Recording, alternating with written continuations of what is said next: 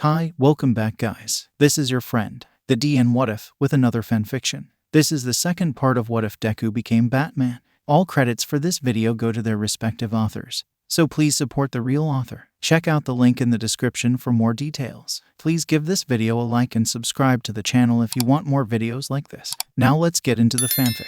So what are we doing today, Bats? Toga asked from the back seat of the Batwing. We're stopping a weapons deal, Izuku said. Try not to harm the weapons, they can be used as evidence, Toga said. After arriving at the warehouse, Izuku and Toga snuck in through the windows. Below them were 3 guys next to a van, holding guns, talking to 5 dudes next to another van while one guy was taking boxes out of the van and into the other one. Izuku looked at Toga and mouthed something. Toga nodded and threw a smoke bomb down. Hey, what the? Gah, oof, Iwa. The sounds of gunfire and grunts of pain could be heard from the smoke for a while before everything went quiet. When the smoke cleared, Toga was pinning one of the guys to the ground while all the other guys were knocked out and tied up. Batman and Red Hood, the goon shouted, trying to get out of Toga's grip. That's right, Toga said. It's us, the dynamic duo, here to ruin your day. Tell us where these guns were going, Izuku demanded. There's an assassination going on today, the goon said. We were gonna give some extra guns to the assassins. Who's the target and when is it happening?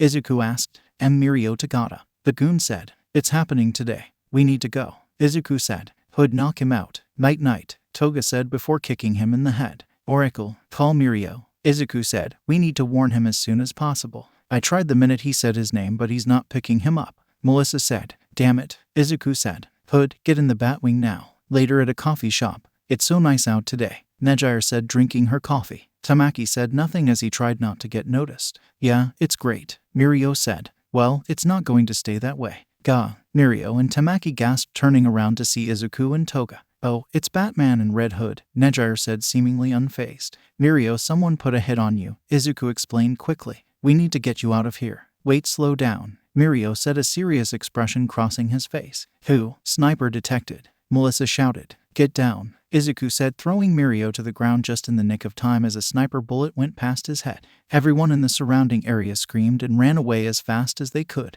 Tamaki and Nejire get up and look at where the bullet came from and saw a man with a visor and an American flag cap. Oracle, who is that? Izuku asked. Melissa used her Robins to scan him and give her information. He's called Gunhawk, a hired gun, Melissa said. Well, if it's just him, this shouldn't be so hard, Mirio said, getting ready to fight. BLAM. Suddenly a bullet went through Gunhawk's head, killing instantly. Oracle, how many assassins are in the area? Izuku asked. There was a pause as Oracle's Robin scanned the area. 13, Melissa said. They are all well-known assassins. Deathstroke, Deadshot, Onomatopoeia, Black Spider, KG Beast, Cheshire, Sportsmaster, Feedback, Flamingo, Merlin, Styletta, Silver Monkey, and Lady Vic. There are 13 assassins, Izuku repeated to the 3 of them. You just had to say it wouldn't be that hard. Toga scowled. Sorry, Mirio said. And then everything descended into chaos. A large man with a large gun on his hand, aka KG Beast, suddenly burst through the now empty coffee shop and aimed his gun arm at them. Nejire used her shockwaves to neutralize the attack and KG Beast ran right at her. Tamaki makes a tentacle out of his arm and is about to help her when suddenly he heard a blam and it was ripped. Gah, Tamaki said as he looked behind him to the sound of the noise. The source was a man in a black leotard and trench coat with 2 rings on his face. Aka Onomatopoeia. His quirk was called Onomatopoeia.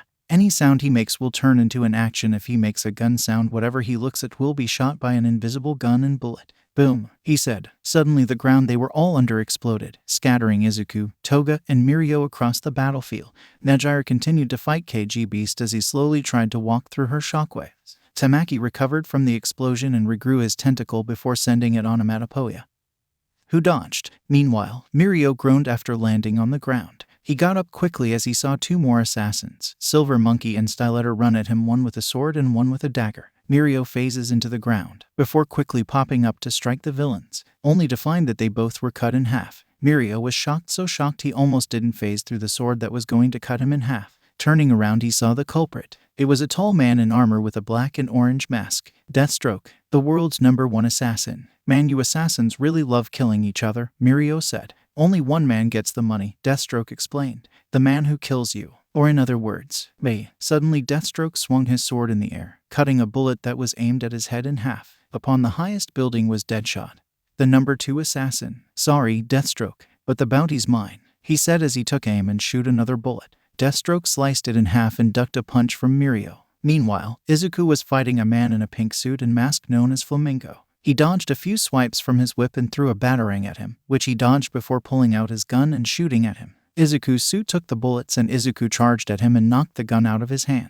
Flamingo was about to attack back when suddenly his back was slashed by a knife. "Gah!" he shouted as he fell and slipped into unconsciousness. Toga stood behind him, knife in hand. "Your outfit sucks." "Thank you, Hood," Izuku said. "Look out." Toga couldn't finish what she was saying before she was suddenly tackled by a woman in a cat mask into a building.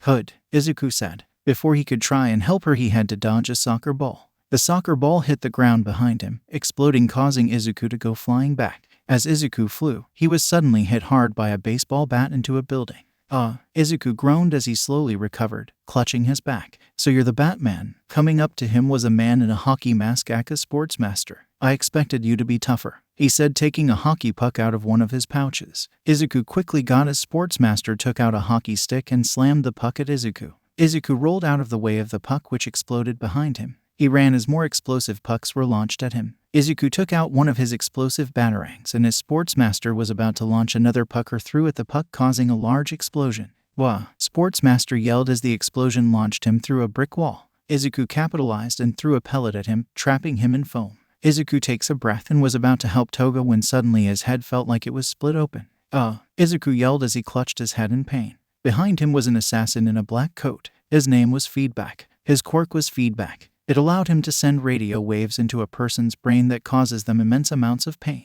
Meanwhile, Tamaki was using a clamshell shield to block Onomatopoeia's attacks. "Blam, blam, blam," Onomatopoeia said as his invisible bullets hit Tamaki's shield. Tamaki changed the fingers on his other hand into tentacles and launched them at Onomatopoeia. "Boom," Onomatopoeia said, looking at the tentacles. The space around the tentacle exploded. But from the smoke, the tentacle emerged unharmed due to the fact that Tamaki had reinforced them with crab shells. The tentacles grabbed the surprised Onomatopoeia and smacked him into a building, knocking him out. Tamaki recalled his tentacles and looked around for Mirio. Instead, he saw Batman on his knees clutching his head in pain with Feedback standing there. Tamaki aimed his hand in Feedback and spider silk came out of his palms. The silk ensnared Feedback and Tamaki pulled Feedback towards him before bashing him in the head with his clamshell hand, knocking him out. He ran over to Izuku. "Are you okay?" "I'm fine." Izuku groaned before shaking his head. "You go help Nejire. I'll get Hood." Tamaki nodded. Meanwhile, Toga was engaged in a blade fight with the cat-masked girl aka Cheshire. Cheshire jabbed at her with her size and Toga deflected it with her knife. "You're not bad for an amateur," Cheshire said. "And you're not bad for a furry," Toga responded. Their blades clashed and the two fought for dominance. Suddenly Cheshire threw her sai into the air, causing Toga's knife to go flying too. Cheshire sent out a kick, revealing a hidden blade in her shoe, cutting Toga's cheek. No fair," Toga said, taking out her other knife. Suddenly she felt really woozy. Toga groaned as the room started to spin. Cheshire walked up to her, easily dodging a sloppy attack from Toga before grabbing her forehead. Toga backed up as she felt 10 times worse than before. She started sweating heavily and her breath started to increase in pace. "Can't handle a little poison, dear?" Cheshire asked. Cheshire, quirk, Poison Touch, allows her to poison anything she touches. She also coats her blades in poison as well. She was about to attack again when suddenly Izuku came in, kicking her in the face. "Hood," Izuku said, running over to the ill Toga. Cheshire got up. "Not gonna do much to him in that armor." "Well, you can either fight me or save her," Cheshire said. "Pick one." Izuku glared at her before going into his belt to find an antitoxin. Cheshire took this opportunity to flee the building, getting away from the two. Izuku took out a needle from his belt and jammed it into Toga's arm. Toga said tiredly. "Everything hurts." "It's okay," Izuku said. "Just rest in awe." Izuku screamed as an arrow was launched into his arm, hitting him between the plates in his armor. "Oracle, where did that come from?" Izuku asked. "That Merlin guy is on the rooftop opposite to you," Melissa said. "Can't even catch my breath," Izuku said as he held an unconscious Toga in his arms. Meanwhile, Tamaki and Nejire finally took down KG Beast after hitting him with what felt like 1,000,000 attacks. "We need to get Mirio," Nejire said. "Yes, but look out," Tamaki said, stepping in front of her and blocking an incoming bullet. Deadshot was far away from the two, aiming his gun at them. "Sorry kids, but those two are freaks of nature," Deadshot said, referring to Mirio and Deathstroke. "So I'm just gonna have to wait until they wear each other. And I'll kill time by killing you." Meanwhile, Mirio and Deathstroke were at a standstill. Neither of the two could land a direct hit. Deathstroke swiped at him with his sword and Mirio phased through it. Mirio tried to counterattack, aiming at one of the openings in Deathstroke's armor, but he saw Deathstroke quickly aimed his pistol at his hand, forcing him to make it intangible. The bullet went through his hand and his hand went through his arm. Mirio sunk into the ground and tried to reappear a few feet away from Deathstroke, but he was already on him again. This guy is relentless, Mirio thought. The two were in a standstill until suddenly a blonde lady in a mask, aka Lady Vic, tried to attack Deathstroke from behind. Deathstroke turned around, blocked her sword with his own and shot her a few times in the chest, nearly killing her. Lady Vic was on the ground and Deathstroke aimed his gun at her head. Suddenly Mirio popped out of the ground and let his arm take the bullet. "Ah," Mirio said as he clutched his wounded arm. "I knew you would do that," Deathstroke said. "You hero types are always so predictable." Deathstroke slashes his sword at him and Mirio tires to use his quirk. But he can't. "Gah," he shouts as a gash is made in his chest. "What? Why can't I use my quirk?" "Don't worry, the effect is temporary," Deathstroke says. "Then again, you won't live long enough for it to wear off." Deathstroke comes at him with his sword. It's suddenly stopped by a bunch of ropes. They both look to the side to see a man in a black stealth suit with a spider on his head. "Ack, a black spider. That's my target," Black Spider said. Deathstroke just looked at him, dropped his sword and pulled out his staff. Meanwhile, Tamaki and Nejire were flying through the air, heading towards Deadshot. Nejire was flying them while Tamaki used his clamshell shield to block the bullets, with his other hand having tentacles replacing his fingers. Deadshot shoots off to the side, making the bullet bounce off of a nearby flagpole and head towards Nejire's head. Tamaki simply tilted her head, making the bullet miss its target. "How the hell did he see that?" Deadshot asked. He took a closer look and saw something strange on the tentacles. Eyeballs. There were eyeballs where the suction cups should be. "Well shit," Deadshot said as Nejire finally got in range, and shot out a shockwave at him. Deadshot was blown back before his head hit a brick wall, knocking him out. "Got him," Nejire said. "Let's go find Mirio," Tamaki said. "Yeah, but we should probably take care of that archer guy," Nejire said, looking at Merlin. "Let's do it fast," Tamaki said. Merlin saw Nejire and Tamaki flying towards him. "I am not dealing with Batman. And those two," he thought. "Hey, he's running away," Nejire said, looking at the now fleeing Merlin. "Should we go after him?" "No, we can't waste time," Tamaki said. "If he isn't trying to kill us, then we need to focus on the other assassins." Meanwhile, Black Spider was heavily wounded and on the floor in front of Deathstroke. Deathstroke is about to shoot him when Mirio steps in and tries to take the gun away from him, only to get elbowed in the face. "Even when powerless, you still try to protect others," Deathstroke said, pointing the gun at Mirio. "How heroic. I know, isn't he great?" In an instant, Deathstroke is surrounded by Tamaki, Nejire, and Izuku. "I'm not sure I can take all three of them at once," he thought to himself. "And I have no idea when that boy will get his quirk back. It looks like I have to retreat." Deathstroke throws down a flash grenade, making everyone look away. When the light dissipated, Deathstroke was gone. "Hey, he can do that trick too," said an exhausted Mirio as he fell down from exhaustion. "You think you can track him, Bats?" "No," Izuku said. "Whatever that was neutralized my tech. None of my systems are functioning properly. Probably some sort of EMP, flash bomb." "Mirio," Tamaki shouted as he looked at his friend's wound. Izuku walked up to him and pulled some first aid equipment out of his belt. "Nejire, I need you to get Hood. She's passed out in one of the buildings below." Nejire nodded and went to collect her. "So," Mirio said, "anybody know who wanted me dead?" "You're still watching that," Melissa said, walking into the cave, seeing Izuku watch Deathstroke and Mirio's fight. "Yeah, Batsy, don't you think you should hit the hay?" Toga asked, walked in beside her. "His movements," Izuku said. "The way he fights." "It's Slade." "Who?" Toga asked. "Slade," Izuku said. "Back during my training days, I got a large amount of my combat training from the League of Assassins, an army of ninjas trained and led by Ra's al Ghul. His name is really fancy, so he must be important," Toga deduced. "Well, you're not wrong," Izuku said. "Ra's is hundreds, maybe even thousands of years old." "Wait, how?" Melissa asked. "He would be older than Quirks at that point." "Lazarus Pit," Izuku answered. "It's basically a fountain of youth that can restore a person to their prime, heal fatal wounds, and possibly bring back the dead.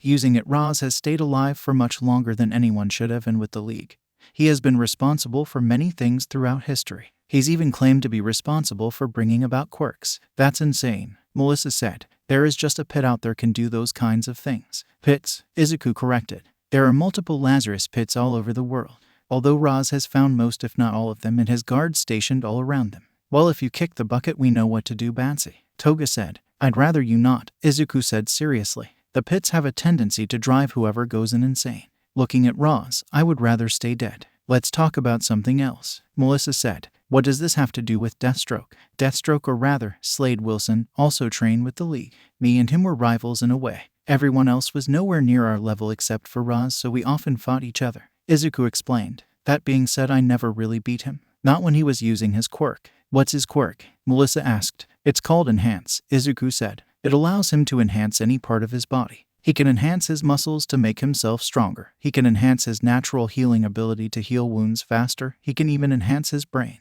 The only drawback is that he needs to concentrate on using it. As you can imagine, it's hard to focus on that while you're fighting. However, thanks to Ra's training and his own natural talents, he can enhance every part of his body while fighting waves of people without breaking a sweat. So basically, he's really, really dangerous. Toga summed up. Yes, Izuku said. Even now I doubt I could beat him one-on-one without planning. And he might be just as good a strategist as I am. So how do we take him down? Melissa, for now, we don't. Izuku said. I looked through the underground and found that the bounty on Mirio's head has been retracted, most likely as a result of the failed assassination attempt. Finding Slade won't be possible, so I guess I'll just have to keep an eye on bounties in the underground, Melissa said. Izuku got up. I'm going to go look around to see if any of the assassins that escaped are lurking around. I'll go with you, Toga said. No, Izuku said. You sleep. This isn't important enough for you to have to come. But what if that Deathstroke guy is around? Toga asked. Unless I have a significant bounty on my head, Slade won't come, Izuku said. He was never one for wasting time. Izuku pulled the cowl over his head. And the other assassins shouldn't be anything to worry about. You should rest, Himiko. You and your friends are going to hang out tomorrow after school, correct? Yeah, Toga said. They're gonna introduce me to some more friends. I can't wait. I'm sure nothing bad could possibly happen tomorrow. Tomorrow, Class 1 was on the bus heading to the USJ. And the bus was filled with chatter. Momo, Helena, I'm so jealous of you too. Toru said. You're rich, cool, strong, pretty, and you have a cool family. Momo blushed and Helena just smirked. She, like everyone else, was wearing her costume and had her crossbows with her. Yeah, we are pretty great, she said with pride. But our family ain't that cool. Mom and Dad well, the less said about them the better. And Harvey is a pussy. Helena, Momo said in a scolding tone. That is no way to speak about your brother or a pro hero. Ada said. Hey, Eda, can you do me a favor? Helena asked. Stand up, pull the stick out of your ass and mind your damn business. So your dad named Helena and your mom named Momo. How did they decide who would name your brother? Gyro asked. Helena chuckled. They flipped a coin. At the USJ, the students walked into the building, in awe at the size and design of the place. 13. Ochako cheered after spotting her favorite hero. Wasn't All Might supposed to be here? Helena asked. All Might can't be here today for personal reasons. 13 said while signaling Eraserhead that All Might had run out of time. Man, this place is awesome, Kaminari said. There's a boat and a fountain and an evil-looking black void. Wait, what? Eraserhead said before turning around seeing what Kaminari was talking about. The black void from the fountain started getting bigger and bigger, and then a man with hands all over him walked out, and then a giant bird man, and lastly, King Shark. Eraserhead stood in front of his students. 13. Get them away from here. You can't seriously try and fight that thing, Helena said. We can't argue with them, let's just go, Momo said, grabbing her sister and running with the rest of the students. The students ran toward the exit, but suddenly that black void showed up in front of them. Greetings, I am Kurogiri and we are the League of Villains. I'm afraid that you all must meet an untimely demise at the hands of my comrades, Kurogiri said. Kurogiri sent his mist at them, enveloping some of them, but others managed to dodge the attack. The mountain zone. Todoroki landed and was on high alert. It seems like they separated me from everyone else, he thought, not realizing that Toru was also nearby. He looked around and found that he seemed to be alone. He said something about comrades. I should stay alert, Todoroki thought. Suddenly a shadow went over him. Todoroki looked up to see a man in a green suit who was seemingly attached to a kite. The man landed on the top of one of the mountains and the two looked at each other. There was a pause before Todoroki spoke. Is this Ajoke? Who are you? Kite Man said. Hell yeah. Todoroki then immediately froze him. The flood zone. Shinso fell into the water with a splash. After letting himself float to the surface, he heard something. He turned to see a man in what looked to be a tiger-themed wetsuit with jet skis, coming at him, aiming his gun at his head. Just as Shinso was about to be shot, Tsuyu's tongue wrapped around him and pulled him onto the boat. Thanks, Shinso said. You're welcome, Ribbit, Tsuyu said. Oh god, he's coming right at us. Mainta, who was also on the boat, shouted. Shinso looked and saw that the villain was charging right at them. Who are you? Shinso asked the villain. Haha, I am Tiger Shark, the one who will bring about your end. And before Tiger Shark could finish, Shinso's quirk took hold, causing his body to go limp. This didn't stop his jet skis though. Thunk, Tiger Shark crashed against the side of the boat head first, knocking him out and leaving his unconscious body to float in the water. Well, that was easy, Shinso said. Tsu, bring him up and Mainta, use your balls to stick him to the side of the boat. The rainfall zone. Takoyami and Sato appeared in the rainfall zone. Where are we? Sato said. That villain likely separated us from the class so someone else could kill us, Takoyami said. Well, where do you think Shoto couldn't finish what he was saying as they suddenly heard something very loud stomping towards them. What looked like a female version of Gang Orca was charging towards them. Isn't that Gang Orca's sister? Shoto asked as she charged towards them. The villain. This will not be easy, Takoyami says. The ruin zone. Momo, Gyro and Kaminari appeared in the ruin zone, much to their confusion. What happened? Kaminari asked. Suddenly they heard a laugh coming from the ruined buildings. Welcome, heroes, to your demise. Suddenly a man that looked like some kind of abandoned stitched-up doll slithered over in front of Gyro at startling speed. I am Ragdoll. Now die, he said before punching Gyro in the stomach. Gah! Gyro cried in pain. Gyro, Momo said. She made a staff with her quirks and attempted to hit Ragdoll, but he dodged. Each time she tried to hit him, he would contort his body in ways that should not be humanly possible, making it impossible to hit him. Ragdoll swept Momo's legs, making her fall. Kaminari tried to punch the guy, but all he hit was air before Ragdoll counterattacked, backhanding him. Gyro got up, clutching her stomach. This guy's not as much of a joke as he looks. Conflagration zone. When Kirishima and Helena appeared in the conflagration zone and naturally were a little freaked out. What the hell? Kirishima said, looking at the burning buildings. Everything is one fire. Suddenly Helena heard something. Watch out, she shouted as she tackled Kirishima, getting him out of the way of the fireball that was coming at him. Thanks, Kirishima said. Thank me later, Helena said, getting up and pulling out her crossbows. Let's deal with him first. Kirishima looked at who Helena was referring to. It was a skeleton man. Not a man who was a skeleton. A man whose body was mostly see-through except for his skeleton. I think I've heard of this guy, Kirishima said. He's called Dr. Phosphorus. Apparently, he's a big deal in smaller villain circles. Helena shoots an arrow at him in Dr. Phosphorus, but he just shot out a fireball that destroyed it. Less exposition and more fighting, Helena said. The landslide zone. Ajiro was the only one to appear in the landslide zone, much to his chagrin. Only one? Puh, what a farce. Ajiro turned around and saw a man in a green suit and cape with what looked like some kind of goggle monocle. They send me only a single child to kill. Me, Count Vertigo. The man scoffed. Fine, come, child, come and meet your end. Ajiro took up a fighting stance. Meanwhile in the Batcave, Izuku and Toga ran to the Batcomputer where Melissa had called them. What's the emergency? Izuku asked. UA is under attack, Melissa said. I noticed that security was out in the USJ area, and I sent one of the Robins there. Villains are attacking the teachers and the students, and something is blocking communications around the school. I can't get in contact with anyone from UA. Me and Himiko will handle the attack, Izuku said. Our systems are better than UA, as so our communications will be fine. Try to use the Robins to get in touch with UA. Physically, right, Melissa said. I'm calling the Batwing now. Back at the USJ, the Racerhead flew across the floor and into the fountain as King Shark smacked him around. Poor Aizawa had multiple wounds, some of which were bleeding quite badly. He had no real way to beat something like King Shark. His quirk wouldn't work on him and his physical abilities were so far above Aizawa that he couldn't even hurt him. But still, he had to keep their attention on him. He could only hope that his students could find a way out and call for help. He got up and ran back at King Shark. King Shark slashed at him, but Eraserhead jumped over his fist and wrapped it in his capture tool. After landing, Eraserhead pulled on the capture tool, causing King Shark to punch himself in the face. This dazed him for about 2 seconds before King Shark bit the capture tool, snapping it like it was nothing. King Shark charged at Eraserhead at a speed he could only barely react to, jumping out of the way, avoiding certain doom at the jaws of his foe. Impressive, Eraserhead, Tamura said on the side. Most people don't last this long. I wonder though, how much longer until you're nothing but fish food? King Shark charged at him again. Crash. Everyone stopped and looked above them to see Izuku gliding down with his cape.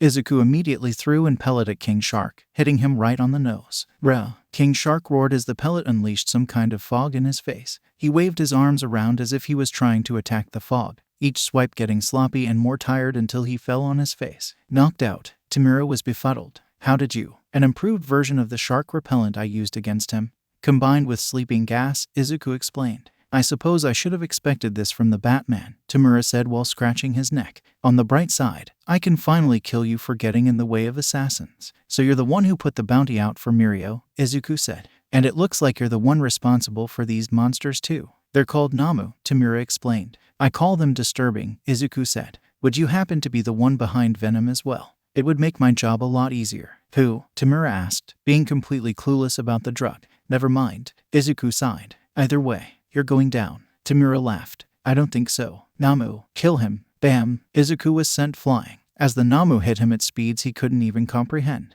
Gah! Izuku groaned as he fell to the ground. Okay, several of my ribs are broken, and it moves faster than I can react. Wait, is my armor cracked? That means this thing's strength is around All Might's level. In that case, I can't let it see me, Izuku thought. As the Nomu was about to attack, Izuku threw several smoke pellets in every direction, raising her evasion. Tamura asked, "What a cheap mini-boss you are." The Nomu became confused, unable to find its target. It could just use its strength to clap away the smoke, but it was not smart enough to do so. Izuku went up to Eraserhead, who he found through the smoke thanks to his detective vision. "Get out of here. Help the students," Izuku whispered. "I can't leave you here with that thing," Eraserhead whispered. "My armor can take a few more hits before it breaks. If that thing punches you once, you'll be splattered all over the floor," Izuku explained. "I sent Red Hood to help some of the students, but she might not be able to get to all of them.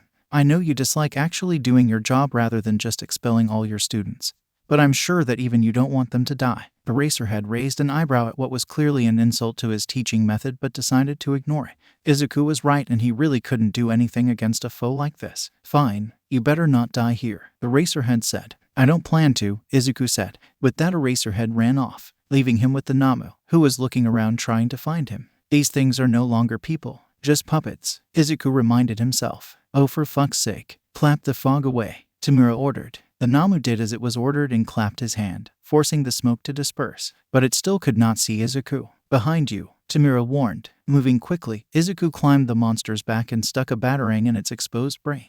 Boom! The batarang exploded, spattering the Nomu's brain and flinging Izuku off his back. The Nomu fell to the ground, seemingly dead. Izuku breathed deeply, grateful that the beast hadn't punctured his lungs. Tamura just chuckled. "Impressive, Batman. Very, very impressive. It's a good thing you're going to die here, otherwise you might have been a threat." Suddenly Kurogiri appeared. "I am sorry, but one of the students has escaped." "That's fine. He will get All Might for us," Tamura said. "In the meantime, let's see what Batman thinks of Nomu's region." Izuku was about to ask what he meant when he heard the Nomu get up. Before he could react, the Nomu grabbed Izuku and started trying to crush him in between its huge arms and body. Izuku looked on in horror as the Nomu's brain grew back. "It can regenerate." Izuku groaned as his armor started cracking more and more. "Batman, what's happening?" "The armor is breaking," Melissa said over the comms. "I will explain later. Just do something. Anything," Izuku shouted. There was a pause as blood was starting to come out of Izuku's mouth. "Activating mouth guard," Melissa said, activating Izuku's mouth guard. "Your armor should have just enough strength left to protect you from this. Brace yourself." Crash. Suddenly the Batwing crashed through the roof and crashed into the Nomu and Batman. Kaboom! Kurogiri shielded Tamura from the blast at the last minute. After the explosion died down, all that could be seen is a bunch of flaming wreckage. Izuku pulled himself out, his armor having taken most of the blast, but the impact still breaking a few more bones. "Oracle," Izuku said, testing if his cowl's comms had been damaged. "Still here," Melissa said, although her voice was a bit muffled and filled with static. "We need to think of a plan before that thing." Izuku stopped when he heard the sound of screeching metal. Izuku looked back at the wreckage and saw a large, black hand rise up. Quickly the Nomu rose up, all its wounds healed and his eyes on Izuku. Before it could act though, the doors to the USJ opened, and All Might stepped in. All Might walked through the door of the building, his feet cracking the floor he walked on. And most importantly, he was not smiling. Faster than Izuku could blink, he was moved out of the way of the Nomu. "You, how dare you hurt my students?" All Might said, looking at Tamura. "All Might, about time. You'd think heroes would arrive on time," Tamura said. "Nomu, kill All Might." The Nomu switched targets and charged at All Might. All Might responded with a punch straight to the Nomu's chest, which did absolutely nothing. Tamura laughed. "Shock absorption, one of Nomu's other quirks. None of your attacks will have an effect. Don't you see? You can't beat this Nomu. It was designed specifically to kill you. It is the anti-symbol of peace." "Okay, Izuku. All Might is fighting something he might not be able to beat. What can I do?" Izuku asked himself. Meanwhile, in the conflagration zone, Helena and Kirishima were hiding behind rubble, trying not to get noticed by the villain that was hunting them down. "He's not looking. Run," Helena whispered. The two ran to another piece of rubble, farther away from the villain. "Man, your quirk is great for this," Kirishima said. Helena Yurazu. Quirk, Hunter's Sense. It gives her greatly enhanced senses, sharply improving her eyesight, hearing, and taste. "Keep it down," Helena said. Helena had her eyes on the villain, moving around blasting whatever was in his way. "This guy's reaction time is too good. If I shoot an arrow, he'll hear it and shoot one of his fireballs." She pondered. "I need something to distract him." Whoosh. Suddenly, Dr. Phosphorus was hit with a large jet of water. What the? Out of nowhere, Mizu of the water hose duo appeared and dosed Dr. Phosphorus. Or rather, Toby, using Mizu's appearance and quirk Toga hit him with another blast of water, but this time Dr. Phosphorus fought back, unleashing a torrent of flames at the jet. The two elements clashed. Toga and Dr. Phosphorus were locked in a power struggle, and it was anyone's game. GAH, Dr. Phosphorus groaned. Or rather, it would be anyone's game if it weren't for the fact that this was a 3 versus 1. Huntress unleashed a volley of arrows into the villain's back, not only causing him back wounds but also making him lose concentration. Toga took advantage of this, and her water blasted through Dr. Phosphorus's fire. Phosphorus went flying back into one of the flaming buildings, knocking him out. Yes, Toga cheered before looking at Helena. Nice one. Thanks, Helena said, running up to Toga. But what are you doing here? Did the others manage to call the heroes? Yeah, Toga lied. Helena raised an eyebrow. Thanks to her quirk, it was really easy to figure out when people were lying. Whether it be the tells on their faces, the hesitation in their voice, or the increase in their heartbeats. Not that she needed her quirk to tell that Toga was lying. Helena aimed her crossbows at her. Don't take this personally, but a pro appearing where they shouldn't and then lying is really suspicious, especially when there are villains around. Whoa, Kirishima said, quickly getting in front of her. You can't just aim your weapons at pro heroes. She might not be a pro, Helena said. She could be a villain pretending to be a pro. Then she hears something. Melting. Oh no, Toga said as her disguise started to melt off. What the? Kirishima said, quickly taking a step back. Helena kept her crossbow trained on the now pile of goo that was Mizu. Wait, don't shoot, Toga said, emerging from the goo. Wait, is that Red Hood? Kirishima asked. Yup, Toga said. Me and Batsy figured out that UA was under attack and came to help. Helena was still suspicious. And how did you figure out UA was under attack? Sorry, that's a secret, Toga said, putting her finger over her mouth. A gesture that seemed all too familiar to Helena. Wait a minute. Her voice, her looks, her quirk. It's Toga, Helena realized. Batman's a detective, so he probably just used his detective skills, Kirishima said. Anyway, I have to go help some more people. Please don't tell anyone I used my quirk. 'Kay, Toga said. Got it, Kirishima said, giving her a thumbs up. Helena looked at her strangely before smiling. Of course, then she mouthed. Tonga's eyes widened. Oh, right, I told her about my quirk. Whoops, let's go, Helena said. Meanwhile, in the landslide zone, Ajiro was not having a good time, to say the least. Count Vertigo's quirk, Vertigo. It made it quite hard for him to attack when it felt like the room was spinning and he wanted to throw up. The constantly falling rocks did not help either. Ajiro tried to punch him again, but his aim was off, causing him to miss. The Count took advantage of this and kneed him in the stomach. Ajiro stumbled back. The blow combined with the nausea he was already feeling made him actually throw up. Count Vertigo stood over Ajiro. Your time is over, child. Count Vertigo raised his arm, only for it to be ensnared by a capture tool. What? Count Vertigo said. Suddenly the vertigo Ajiro was feeling was gone. No, your time is over, said Eraserhead. Ajiro. Now, Ajiro jumped up and bashed Count Vertigo in the head with his tail. Count Vertigo hit the rocks, unconscious. Thank you, Aizawa-sensei, Ajiro said. Get to the others. The exit is unguarded and there shouldn't be anyone in your way.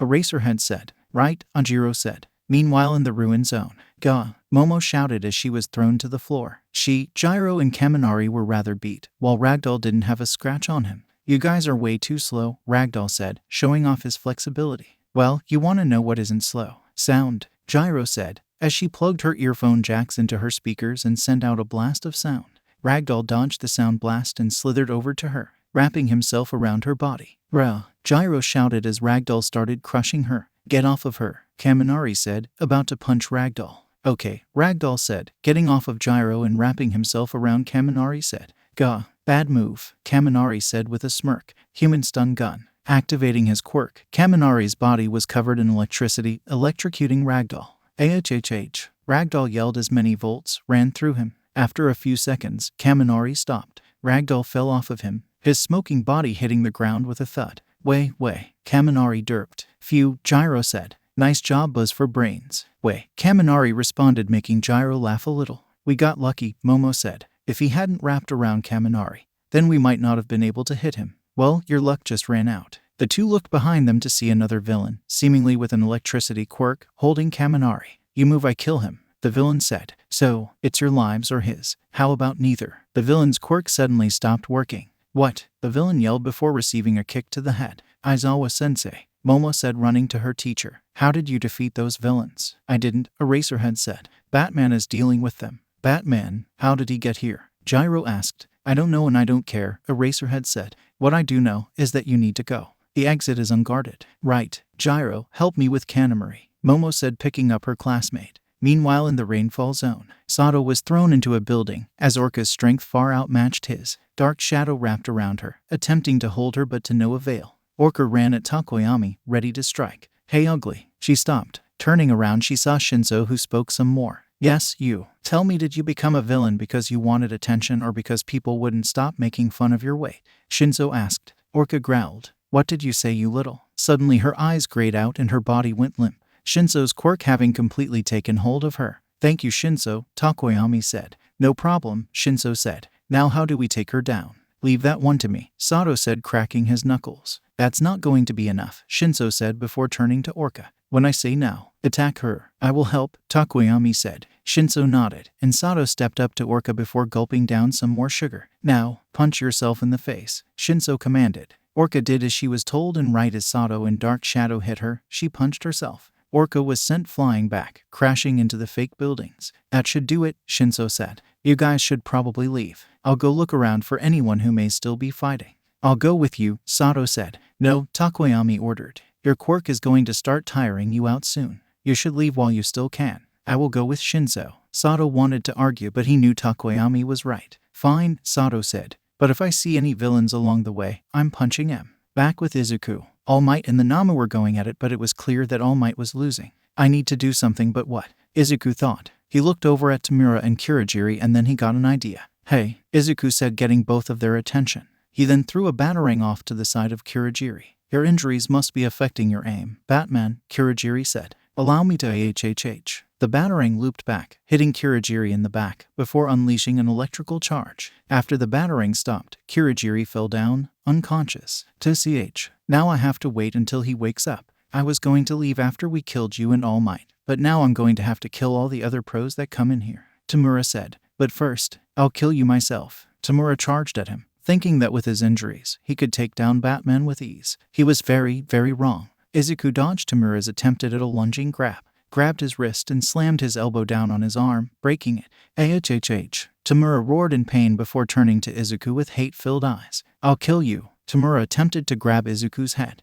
but Izuku simply ducked, causing Tamura to stumble before Izuku rose his head up, hitting Tamura's chin hard and making the hand on his face fly off behind Izuku. Tamura stumbled back, and as he was getting ready to attack again, he noticed that his father's hand was missing. "Father." He saw the hand behind Batman and lunged for it, but Izuku caught him, grabbing him with one arm around his neck and the other on his wrist, keeping him from grabbing him. He made sure that Tamura was facing away from where All Might and Izuku were fighting. "I don't know what your quirk is, but considering your fighting style seems to be centered on grabbing me with all 5 of your fingers, I'm guessing it has something to do with that," Izuku said. And with that, Izuku promptly broke his wrist. "Rah!" Tamura screamed enraged. "Father, give me back, father. Why don't you call your little pet? He seems to be good at fighting your battles for you," Izuku said. And Tamura did just that. "Nomu, forget All Might. Kill Batman. Kill him now." The Nomu turned his head, before swatting All Might aside and running towards Izuku. Izuku then turned around, putting Tamura right in the path of his own monster. "Wait, no," Tamura shouted. Suddenly, just before the Nomu could reach them, it stepped on several pellets Izuku had laid out earlier, causing a sticky foam to burst out and stop the Nomu.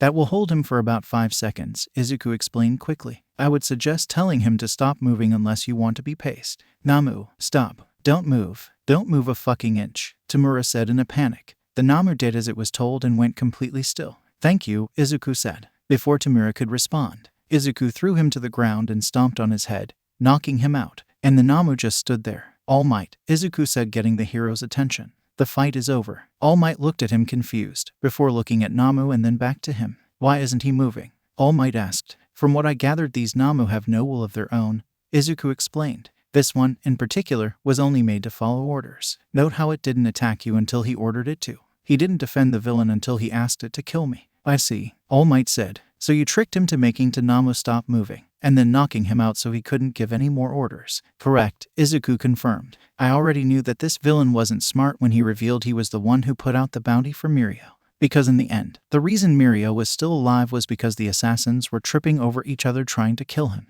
If he had just sent Deathstroke and maybe a few others, then there is a good chance Mirio would be dead." All Might frowned. He had actually spent a good amount of time with Mirio, per Nezu's request. He was a good kid and the best candidate for One for All. "Thank you for helping him, by the way," All Might said. "Now let's get these villains rounded up." Izuku saw the steam coming off of All Might. The pros will be here soon. Tell Uncle Might to take a rest, Melissa said. You too, Izuku. Your time is up, Izuku warned him. You should get out of here before you revert to your skinny form. The other pros will be here soon. All Might's pupils widened. How do you know about that? We can talk about that later, Izuku said. For now we both need to get patched up. The next day, the staff of UA sat together in a meeting room, ready to address the elephant in the room. Or rather, the bat. What is Batman doing here? Midnight asked. Izuku was standing next to Nezu, recovery girl, having already healed all of his injuries. Batman saved the lives of me and the students, Eraserhead said point blank. If he was not there, they would have killed me and then hunted down the students. He is a very intelligent person and probably has more to say about this than we do.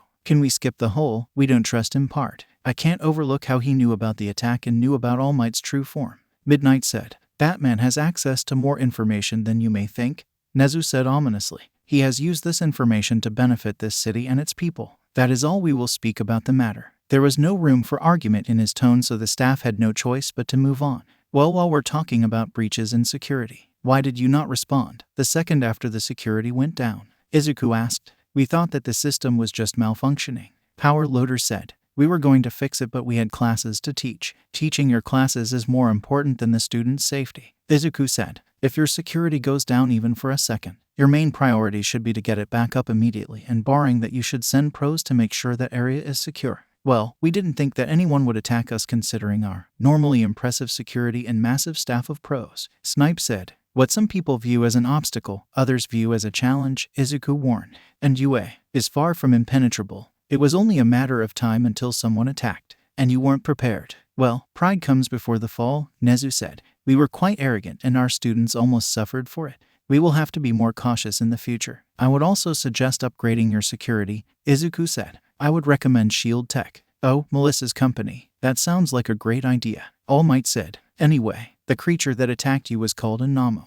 Izuku said. There are many different kinds of these things, but this one was much tougher than any of the ones I have encountered before. From what I can tell, they used to be people before their bodies and minds were altered, turning them into living weapons. Some of them even have multiple quirks. All Might looked down with a fearful expression on his face. That can't be. How is that even possible? 13 asked. I don't know. King Shark mentioned someone called the Doctor, Izuku said. Other than that, I have no idea what process they are using to do this, and as far as I can tell, there is no way to reverse it. So if we see any more, then we shouldn't worry about killing them, Snipe said. Unfortunately, that is what I would recommend, Izuku said. The students got out with no life-threatening or permanent injuries, Eraserhead said, and none of them seem to be mentally scarred either. Well, we can discuss improvements to our security at a later date, Nezu said. For now, this meeting is dismissed. All Might, Batman, I would like you two to stay, however. The two in question nodded while everyone else looked at them a little confused before leaving. After everyone else left, All Might went into his buff form, and then they waited for their next guest. Hey there, Mirio said, walking into the room.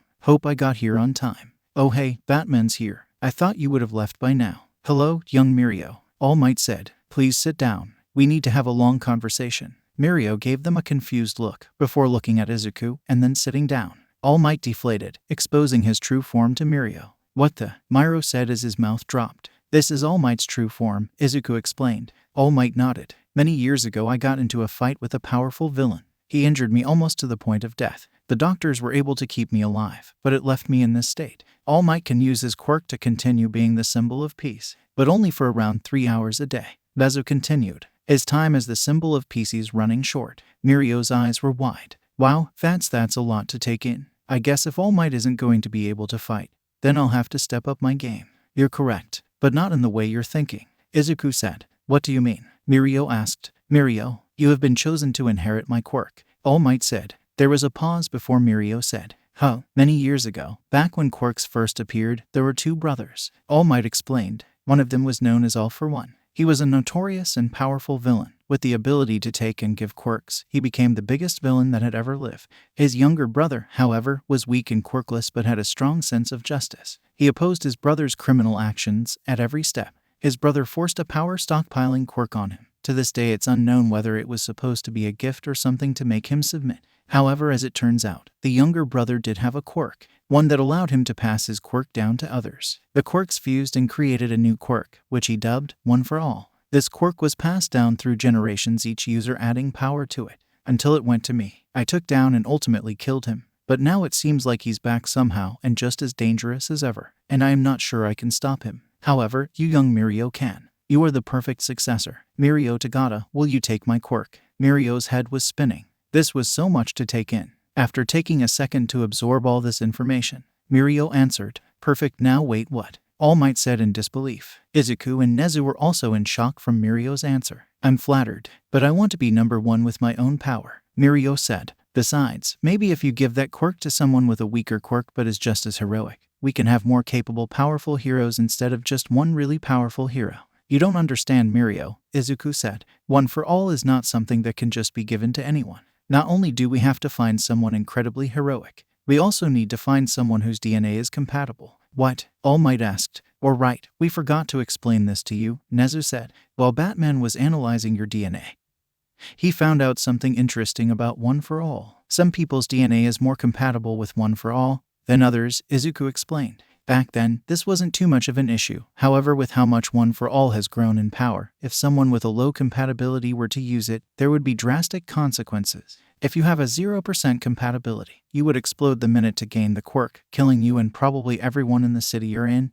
Nezu said. If you had a 10 to 20% compatibility, then you would only explode if you attempted to use it, Izuku explained. At about 30 to 40%, you would be able to use it, but it would permanently cripple you. Nezu continued. At 50%, using would break every bone in your body, but to a recoverable degree, Izuku said. At 60%, you would break your bones. However, it may be possible for your body to adjust to the quirks, and with training and constant use of it, you would be able to control it, Nezu said. At 70 to 90%, you would be able to use the quirk freely in the same way All Might does, Izuku said. We don't know what happens at 100%, however, Nezu said. For reference, I have a 60% compatibility. Nezu has a 0% compatibility, and All Might has an 80% compatibility, Izuku said. And you, Mirio, have a 100% compatibility. When we said you were the perfect successor, we mean that in every way you could think of. What are the odds? Mirio said. Either way, I refuse. Mirio, think about what you're doing. Think of how many people you could save, Izuku said. And think about how many people could be saved if it was me and someone with this quirk were out there saving people, Mirio said. 2 heads are better than 1. I say you give this to someone who may not be as physically strong but has the heart of a hero. Time is running up, Mirio, Izuku said. Sooner or later All Might is going to have to retire, or even worse, he dies. We need to have a new symbol of peace lined up before that happens. A symbol of peace is great and all, but I'm not sure that's the best solution, Mirio said. All Might is great. He's probably one of the best heroes that ever existed. But his existence kinda causes people and even pros to get complacent. I've seen pros just wait around instead of trying to help. They think, why even try? I'll never be as good as All Might. True, but thanks to the presence of All Might, villains give up just as easily, Izuku said. The crime rate has gone down because people treat All Might like an unstoppable force. When All Might steps down, and you inevitably become the next #1 hero, you will be underwhelming in comparison. Villains will get overconfident. The crime rate will spike, and when people look to you for salvation, you won't be able to fix everything. And while All Might isn't able to fix everything either, he's able to mask his failures behind overwhelming power. Something you in your current state simply can't do. People will lose hope, chaos will ensue. The villains will take advantage of this, and the crime will escalate to the point where heroes can't handle it. Izuku paused. I don't disagree with what you're saying. Having multiple capable heroes is a sound strategy, Izuku admitted. But our society was not built on a sound strategy. Our society was built on one strong pillar. If that pillar breaks and is not replaced, our society will crumble. And if the pillar is replaced by a weaker one, then people will panic, making the weight the new pillar must carry even greater until the weight is too much to bear and it breaks. If we could establish many new pillars, that would be ideal. But we don't have time. We need to replace the pillar now, and then we can worry about making more pillars. Mirio shook his head. I don't believe society is that fragile. When I look outside, people are happy when the villains attack and the heroes come. They smile and cheer without fear, even if the hero that comes isn't All Might. That's because if the heroes lose, they think All Might will come in and save the day. Even if things look bleak, All Might will come. All Might will fix everything, Izuku said. If that belief isn't there, then people won't be cheering. They'll be running for their lives, an action that demoralizes the heroes and may even cause them to run. Izuku looked out the window. Society may seem stable. It might even be considered stable to some degree. But all it takes is one wrong action,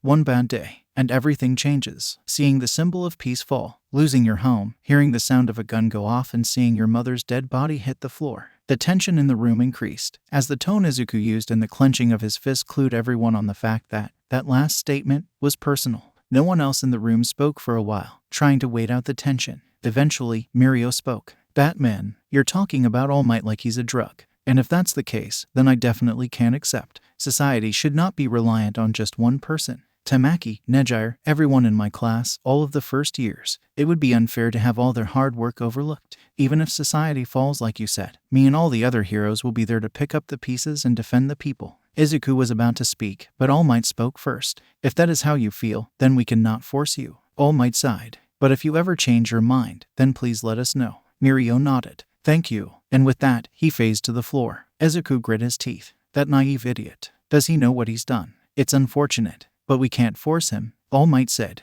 We could, but that would probably be a bad idea, Nezu said. All Might, you can leave now. Me and Batman have things to discuss. All right, have a nice day. And it was a pleasure to meet you, Batman, All Might said, shaking Izuku's hand. And it was an honor working with you, Izuku said. Meanwhile, with Tamura and Kurogiri sat in prison transport van, ready to be carted away to a holding facility. Kurogiri was being kept unconscious by drugs being injected into his body, so that way he couldn't warp out. Tamura had special finger cuffs that kept him from being able to put all 5 of his fingers on anything. The police had been kind enough to put his father's hand on his face, so at least he had that. His broken arm was still in a cast as well as his wrist. His face was also covered in bandages. The pain was a constant reminder of just how much he failed. Game over. I got a game over. To a mini-boss, Tamura thought. He wanted to scratch his neck but he couldn't, and it was driving him mad. No, Batman's not a mini-boss. He's not even a regular boss. He's a secret boss. One of those infuriating enemies the devs put in to fuck with you. Suddenly the truck stopped. Tamura heard sounds of fighting and all the guards around him went up to the front.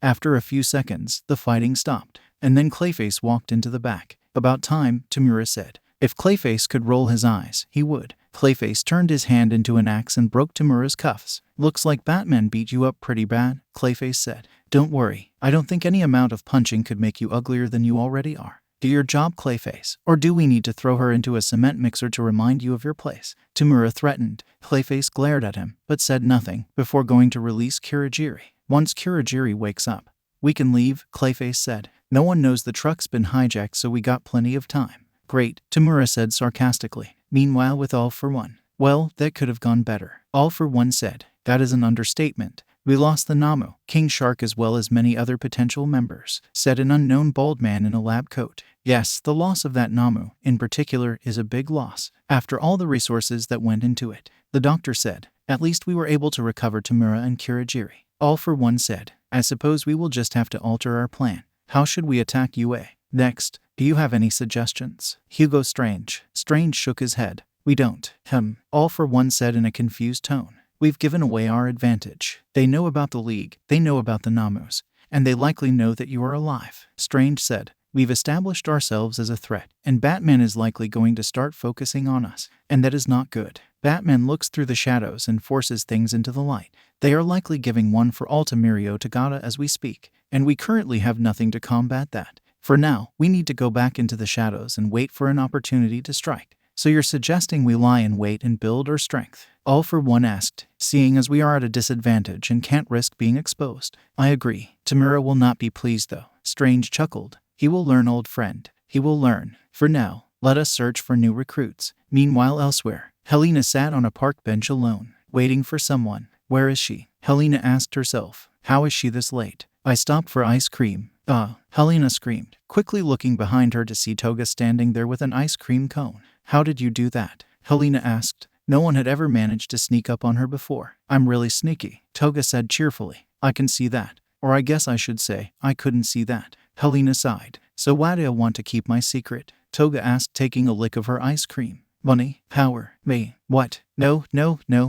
Helena said, her face getting red from Toga's suggestion. I want to get training from Batman. Oh, Toga said. I'll have to ask Batsy about that, but maybe he'll do it. Great, Helena said. So I'm wanna hang out. Sure, I say we go to the movies. I heard they have a new slasher movie out, Toga said excitedly. Oh, I love those movies. Nothing more cathartic than watching idiots get slaughtered, Helena said. I just like the blood, Toga said. Well, come on, let's go. I'll pay, Helena said, dragging Toga along. You got the stuff? Asked one villain to another. Yeah, we got it, said the other villain. Hidden deep in the forest was a warehouse where 10 villains were performing a drug trade. The villains providing the drugs were about to hand them over when suddenly, the lights went out. What the AHHH? One of the villains shouted. What happened? What's going on? Another one of the villains said. Suddenly, they heard the sound of running water, and then a wave filled the room. All the villains' screams were quickly muffled, the water rapidly filling the warehouse. After a few minutes, the water drained out of the warehouse, leaving everything, including the villains, a soggy mess. Outside the warehouse were Izuku, Mizu, and Hasu. Nice job, Izuku said, holding up the case of drugs he had swiped when the lights had gone out. Everything went according to plan. And you did a great job as usual with your ninja thing, Izuku, Hasu said. Honey, you're not supposed to use his name when on duty, Mizu scolded. Thank you, Mizu, Izuku said. At least you understand the concept of secret identities. By the way, where is Himi, I mean Red Hood? Hasu asked. Izuku sighed. She's with Eraserhead and her friends. Meanwhile, with Toga and her friends, in an abandoned factory, 22 villains stood guard of their hostage, an unconscious little girl that was the child of a rich family. There were 2 guards at the entrance of the building, 19 production area of the factory, and 1 was guarding the office where the kid was being held. The 2 guards outside were standing tall, looking out for anything suspicious, or at least one of them was. The other one was fast asleep. Then, the awake guard saw something move in the shadows. What was that? The guard said. What was what? Asked a voice, presumably the other guard. How did you wake up so the villain's body went limp? Knock yourself out, commanded Shinzo. The guard took the butt of his gun and slammed it against his face. The guards in the front are out, Shinzo said, pressing down on the communicator in his ear. Good job, Nightwing, Helena said over the comms. Red Hood, do you have the kid? Yup, Toga said. I brought him to the roof and am getting back into position now. Good, I'll take the lead then, Helena said. Nightwing, you watch out for strays. On it, Huntress, Shinzo responded. Red Hood, are you back in position? Helena asked. Sure am, Toga said. Alight, let's see who can take down the most thugs. Helena smirked. Then the smoke bombs hit the floor. What? One of the villains shouted before he was kicked in the face by Toga. One, Toga said. Helena popped out of the shadows, shooting 2 villains in the head with her specially made arrows. They weren't very sharp, but they were dense enough to knock out any ordinary thug. 2, Helena said. Toga appeared in front of 3 villains. She kicked down one of them and slashed the other 2 with her knife. 4, Toga said cheerfully. 3 more villains tried running towards the voices, only to step in Helena's electric bear traps, knocking them out. 5, Helena said, before shooting a villain behind her. 6, Toga threw 2 knives, covered in sleeping poison, at 2 more villains, before flip-kicking 1 villain, getting up and elbowing another. 1 more villain ran at her and attempted to swing at her, but Toga just dodged and kicked him in the nuts. That's 9. Helena threw one of her electric bear traps at one of the guy's chest,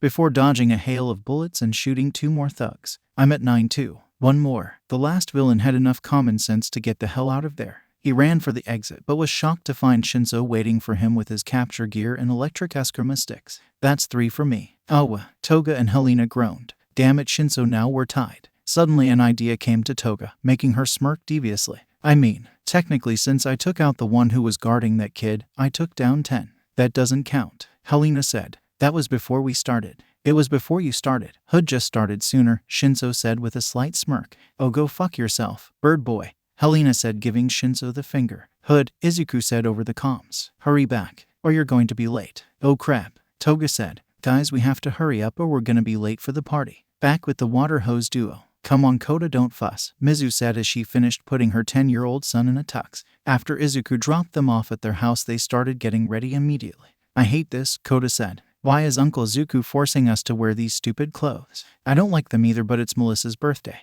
She and Izuku have done a lot for us, so it would be disrespectful not to look our best, Hasu said, adjusting his own clip-on tie. You too, Mizu sighed. Well, for one, like dressing up for events. Yeah, because you look amazing, Hasu said casually. Mizu blushed. Save the compliments for later, dear. You know how Kota feels about that. What, I'm just telling the truth, Hasu said. Oh, come here you, Mizu said, giving her husband a kiss. Kota cringed. Gross. Back with Izuku. Izuku looked in the mirror, attempting to tie his tie. I spend most of my life training in the harshest conditions possible and then going on to fight villains without a quirk. And yet the most impossible task I've come across is this tie. Izuku lamented. Knock knock. Come in, Izuku said. Melissa walked into the room, already in her blue and white party dress, her hair tied into a ponytail with a black bow. Oh, well, I knew you would look nice, although I suppose seeing it has a different impact from imagining it. Izuku mumbled. You look nice. Melissa blushed while giggling a little at the same time. Thanks. I'm sure you'll look nice when you fix whatever is going on with your tie. Izuku blushed with embarrassment and sighed. I can't do ties. Melissa raised an eyebrow. Yes, I'm aware of how strange that is, but unfortunately, for whatever reason, I can never seem to get this right, Izuku said. Melissa laughed. Well, it looks like there's something the Dark Knight can't do. Need some help? That would be appreciated, Izuku said. After a few minutes, Melissa had managed to get his tie in a presentable state. There, Melissa said. Melissa, Izuku said. I don't think I can ever thank you enough. It's just a tie, Izuku. Melissa giggled. Not just for the tie. Izuku smiled. For everything. You've made me more effective than I could have ever dreamed to be by myself. You've done so much for me I could stay here all day talking about it. But honestly, I'm also just really happy you're here. Those years back when I was training, only reason I was able to endure them was because my anger was fueling me. They were really lonely, although that may be my fault. Thank you for putting those days to an end. There was a short pause after that until Melissa suddenly hugged him. This confused Izuku a bit. What are you? I'm hugging you, Melissa said. You don't get to say something that's sappy without getting a hug. Izuku still wasn't really used to physical affection. Toga was an exception to that rule considering she was never all that retrained around him. But from anyone else, it was still weird. Up until Toga came around, the only affectionate touch Izuku had received since his mother died was never consensual. But this thighs was nice. Much to Melissa's surprise and delight, Izuku hugged her back. A few hours later, all the guests had arrived and the party had finally started. After a brief opening speech, the guests started talking among themselves. Izuku was currently standing by the punch bowl, trying not to get noticed, and failing. I don't think I recognize you, said a black-haired man walking towards him. I'm Harvey Gay Urazu. You may know me as Equinox. Deku Komori, Izuku answered. He only gave his name to people he trusted, so very few people knew that someone named Izuku Midoriya existed, Melissa and Bakugo being the only people he knew of to figure it out by themselves. I'm one of Melissa's friends. She does get around, Harvey said, his fake smile never faltering. Well, I have to go make sure my sisters aren't fooling around. They're the reason I got invited to this place after all. Nice to meet you. Same, Izuku said. After Harvey walked away, Izuku heard a far more familiar voice. Man, I hate fakes. Bakugo walked up to Izuku with his signature frown. He moves like a puppet, Izuku said. Everything he does is controlled, most likely by his parents. Poor guy. Yeah, what a schmuck, Bakugo said. Anyway, it's been a while, nerd. How have things been going? Well, Izuku answered. No more major incidents. No billion-dollar tech has gotten destroyed recently, and I haven't almost died since the USJ incident. Yeah, speaking of that, have you found any leads of the League of Villains? Bakugo asked. Izuku shook his head. They've likely been keeping to themselves. They lost a lot in the USJ incident, so it's likely they're rebuilding their strength and staying hidden. Smart move. TCH. Cowards, Bakugo said. Anyway, how's Himiko? She's still an annoying little shit. She is still energetic and does not understand the value of personal space. Yes, Izuku confirmed. How about you? I heard you followed my advice and got an intern. Yeah, he's the fake redhead who's gulping down the food like a fucking pig, Bakugo said loudly, making sure to get Kirishima's attention. Kirishima gulped down what he was eating before quickly running over to his mentor with an embarrassed look on his face. Sir, that was not manly. Neither is leaving the rest of us with no fucking food, Bakugo said. Now introduce yourself. Oh, Kirishima said, noticing Izuku. My name is Kirishima Ijiro. Deku Komori. Izuku lied. That's his fucking fake name. Bakugo thought. Pleasure to meet you. I didn't know Bakubro had any more friends. Kirishima said. Hey, Bakugo shouted. We were old childhood friends, Izuku said. Wow, so was he nicer as a kid? Kirishima asked. There was a long pause. Hahaha. Izuku started laughing, gathering attention. Izuku quickly regained his composure. No, he was not. It was worse. Much, much worse. Bakugo wanted to feel offended, but he really didn't have the right to, considering what he did in the past. Oh, Kirishima said awkwardly. Well, anyway, I got food to eat. See ya, Bakugo said. Bye, Kirishima said. Izuku nodded as they walked off. So you can laugh. Hello, Helena, Izuku said.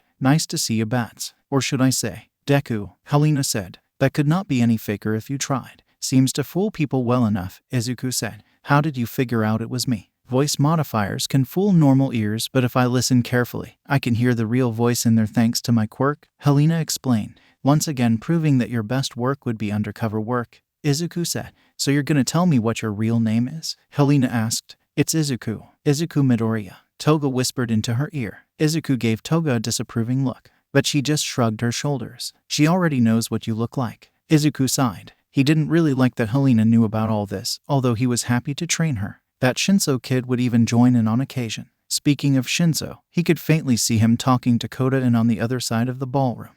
Batsy, how could you? Toga whined. I was supposed to be the one to make you laugh. Has he never laughed before? Helena asked. Nope. Every time I make a pun or joke he either doesn't get it or says that it's funny without laughing. Toga complained. I'm not really a big fan of puns or jokes. They either don't make sense or are too predictable for me. Izuku admitted. Toga pouted. One day I will make you laugh at a joke. Helena shook her head. All right, Joker, let's go to your room and have some of that fun you promised. Oh right, see you in the morning, Toga said as she dragged Helena upstairs to do non-T-rated things. Izuku never personally understood the friends with benefits type of relationship, but he never understood a lot of what was going through Toga's head. She's like his own personal agent of chaos. Izuku shook his head. If I stand by this punch bowl all night, Melissa is going to scold me. I guess I better at least move around a bit. Maybe I should talk to Shinso and Kota. With that in mind, Izuku moved towards the two boys, both of whom had not noticed him at all. So what are you two talking about? Izuku asked. Uncle Zuku, Kota said with a smile on his face. Shinso looked at him strangely. I wasn't aware that one of the water hose duo had a brother. They don't. We're just really close. Izuku explained. My name is Deku Komori. Shinso Hitoshi, Shinso said, introducing himself. He's a second year at UA, Kota said. We were talking about some of his missions. Oh yes, you must be in one of the two classes that got their provisional license early, Izuku said, feigning ignorance. Yup, Shinso said. Test was pretty hard, but most people underestimated me since I held back during the sports festival. Izuku smirked slightly. It had been him who told Shinso not to use his quirk during the sports festival. After all, if you're going to be an underground hero, then having everyone know what your quirk would be pretty detrimental. Yeah, I can see why. You didn't even make it to the part where everyone fought each other, Kota said. It sucked, but it came in handy later on, Shinso said. Izuku nodded. Sounds like it. Well, I'll talk to you later, Kota. And it was nice meeting you, Shinso. See ya, Kota said. Shinso just nodded and Izuku walked away. Izuku looked through the crowd and saw Tenya Ito along with his family, talking to the wild pussycats. Neither Izuku nor Melissa had strong ties to the Ito family. The only reason they had invited them was to try and cheer them up and distract them from the fact that Tensei was missing. I'll find him one day, Izuku swore, and if he's dead, then I'll bring his killers to justice. The pussycats were here for a far less depressing reason. Izuku had worked with them along with the Waterhouse duo in a few cases. Mizu had asked if she could invite them and Melissa said yes. The cover story being that Melissa was close to the duo, so she had invited the two. Izuku liked the pussycats. They were a wild bunch, but they were very easy to work with. Helped save a lot of lives. Lastly, Izuku spotted Mirio, entertaining a group of guests. Izuku sighed. He could already hear Melissa nagging him. Go make up with him. Stop being so childish. Izuku still worked with Mirio, but not as often as he used to. And they didn't really talk outside of work. And honestly, Izuku had no intention of changing that. Deku, he heard Melissa say. Come here. Izuku looked over to see Melissa standing next to David Shield and All Might. Izuku walked over and Melissa introduced him. Dad, Uncle Yagi. This is my friend Deku Komori, Melissa explained. He helps me with the company, although he insists on not officially being a part of it. It's a pleasure to meet you, David said, shaking Izuku's hand. Little Melissa already has a boyfriend. They grow up so fast. All Might said. He's not my boyfriend. He's just a friend, Melissa clarified with a blush on her face. If I recall, didn't you mention you lived with him? David asked. Well, it's a rather large house, Melissa defended. It would feel empty with just me and Alfred. Whatever you say, David teased, only to get playfully punched by Melissa. I never introduced myself. I'm Tashinori Yagi. I'm a close friend of David. All Might said. It's a pleasure to meet you, Izuku said, shaking the hero's hand. And it's an honor to meet with the famous David Shield, former partner of All Might and possibly smartest person alive. Although I would say Melissa is catching up with you in that regard. Deku, Melissa blushed even more. I'd think so. She's been working on projects since she was 6 and hasn't stopped since then. She's an absolute genius, David said. Dad, Melissa said, her face getting even redder. It's true. I remember when she gave me some support gear she made. I swear it lasted longer than some of the things Dave made me. All Might said, forgetting he was supposed to be in civilian mode. Uncle, Melissa said, her face now resembling a tomato. Then the slow music started to play. Melissa had a realization and grabbed Izuku's hand. Oh hey, let's dance, Melissa said, pulling Izuku away from her father and uncle. Melissa pulled Izuku onto the dance floor and the two started a slow dance. Any reason you wanted to dance so suddenly? Izuku asked. Because if I stayed, I'm pretty sure you three would have embarrassed me to death, Melissa said.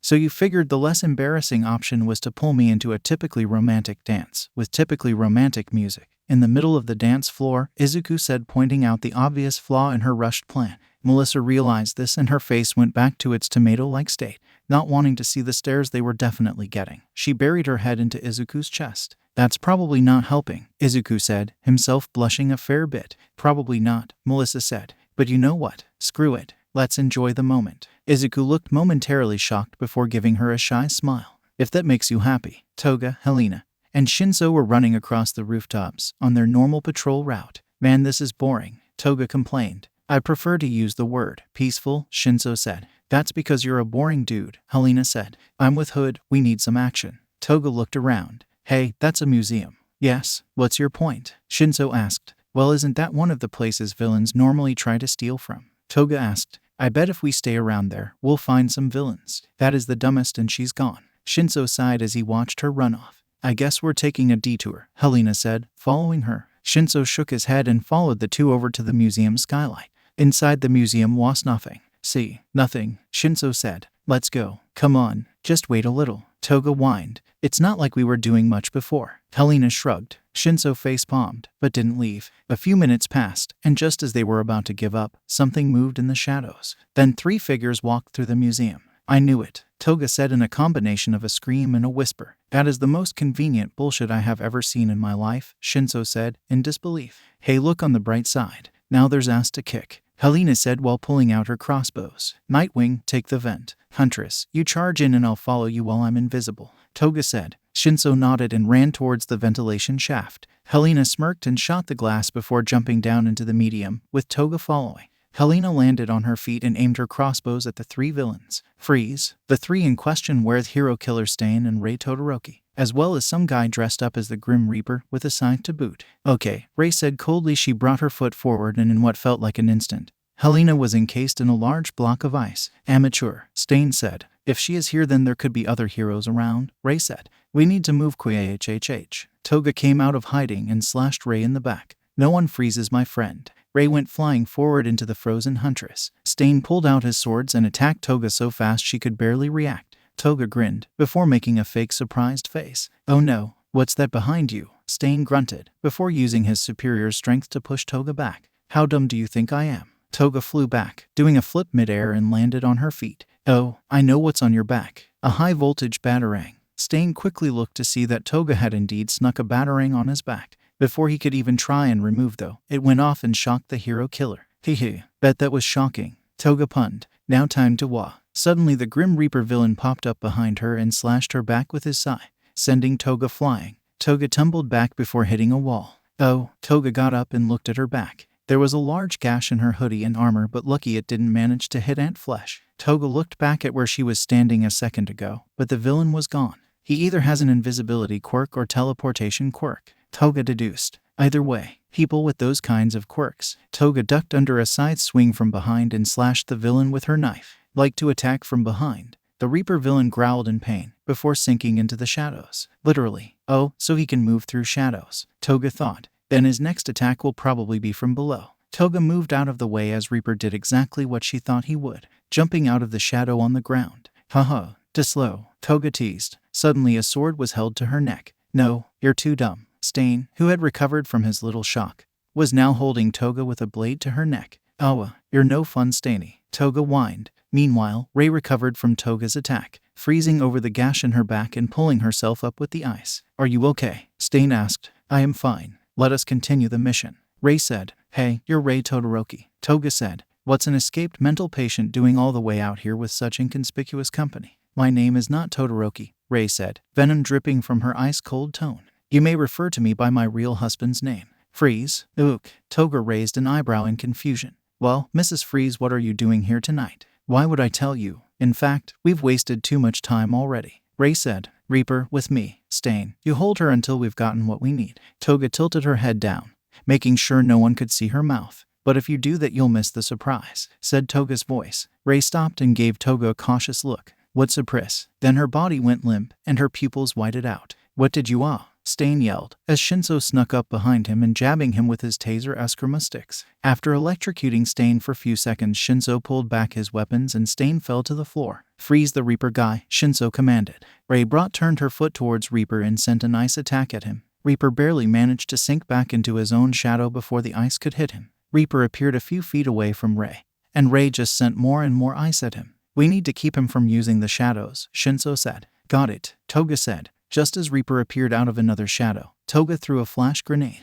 A burst of light filled the room, getting rid of the shadows around Reaper, making him an easy target for the brainwashed Ray. Reaper was completely encased in a block of ice, taking care of the last villain. Thanks, Nightwing, Toga said. Shinso nodded. Let's free Huntress already. Toga nodded. She's gonna be so mad. She missed all the slice. Suddenly Stain sprung up and cut both of their cheeks. Before the two could even do anything to stop him, Stain licked the blades, paralyzing the both of them. Did you really think it would be that easy? Stain said. Damn it, he was playing possum. Shinso said. But we pumped more volts into him than a Christmas tree. How is he still standing? Toga asked. Sheer willpower. Stain said. I will not fall here. I will herald the dawn to the new hero system. What kind of anime bullshit is that? Shinso said. Stain frowned and decided to ignore them for now. He had a job to do. Stain walked up to the still brainwashed Ray and slapped her. Ray immediately broke out of the trance and gave Stain an infuriated look. Given the circumstances, I will excuse that. However, if you ever slap me again,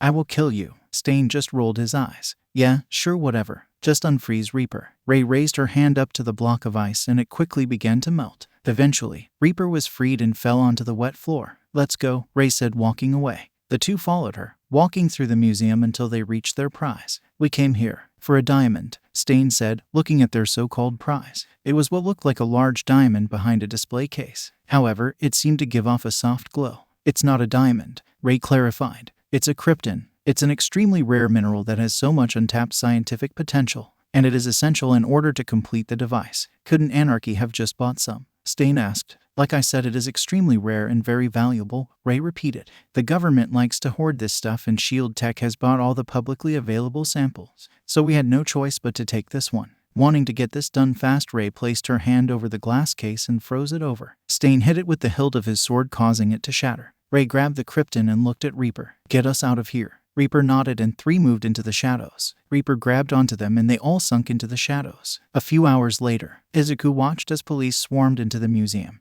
looking for any trace of the villains who had stolen the krypton. So did you find anything? Niyamasa asked him. Not much. Nothing that we could use to track them, Izuku said. He looked over to the three who had fought the villains. Shinso and Toga had bandages over their cuts and Helena was in a blanket shivering. From what they told me, the perpetrators were Stain the hero killer. Niyamasa cut him off. Stain, what would the hero killer want with a gem? He asked. Stain is working for someone with much greater ambitions and more tactical mind, Izuku clarified. I can't believe anyone could get that crazy bastard to behave, Niyamasa said. Despite what his followers say, Stain could never be the leader of some grand revaluation. His mind is too narrow, his judgment too cloudy, his methods too barbaric and ineffective, Izuku explained. If I were to use a metaphor, Stain is like a sword in a stone, a weapon that can only be wielded by someone he deems worthy. I see, Niyamasa said. Well, that certainly makes him much more of a threat. Anyway, who are the other perpetrators? A villain named Reaper and Ray Todoroki, Izuku said. What? Niyamasa shouted. What on earth would she be doing with people like that? Actually, scratch that. Where has she been this whole time? No one has seen her since her escape from Arkham all those years ago. I'm almost certain she's working for the same person Stain is working for. But for what reason I don't know. Izuku lied. He liked Niyamasa but he just couldn't tell him something. If he told him about Endeavor then he might try to arrest the number 2 hero. And that would lead to a whole lot of problems for both Niyamasa and the hero community. Speaking of Endeavor, I need to go, Izuku said. I have someone I need to speak to. At the Todoroki house, Shoto walked through the halls of his home cautiously. Over the last year, his father has been rather lax with him in his training. Not to mention he rarely punishes him anymore. And when he does it's nowhere near as severe as it used to be. He didn't even explain why. And every time they asked he would get really mad and break something. Fayumi, with her desperate optimism, had convinced herself that her father had felt bad for his previous actions and decided to try and be a better father. Shoto didn't buy that for 1 second and when he told Natsuo, he agreed that something was up. It was a nice change of pace, although Shoto still dreaded that this new status quo could end at any time. As he was walking he saw Fayumi with her ear pressed against the door to Endeavor's study. She saw him and swiftly motioned for him to stay quiet and come over here. Shoto did so, curious of what would cause his normally meek sister to eavesdrop, and pressed his ear against the door. Shoto would be progressing so much more if you didn't make me slow down his training. Endeavor shouted angrily. I won't repeat myself again. That was not training. It was abuse, Izuku said. And by the way, your attempts to escape my surveillance are pathetic. I have eyes and ears everywhere. Even if you did find a way out of my grasp, I would just pull you back into it. Shoto knew Batman's augmented voice. While Batman normally stayed away from the press, there were rare occasions in which he would explain certain things on TV. Like how him controlling the bats in his fight against Frightening Bolt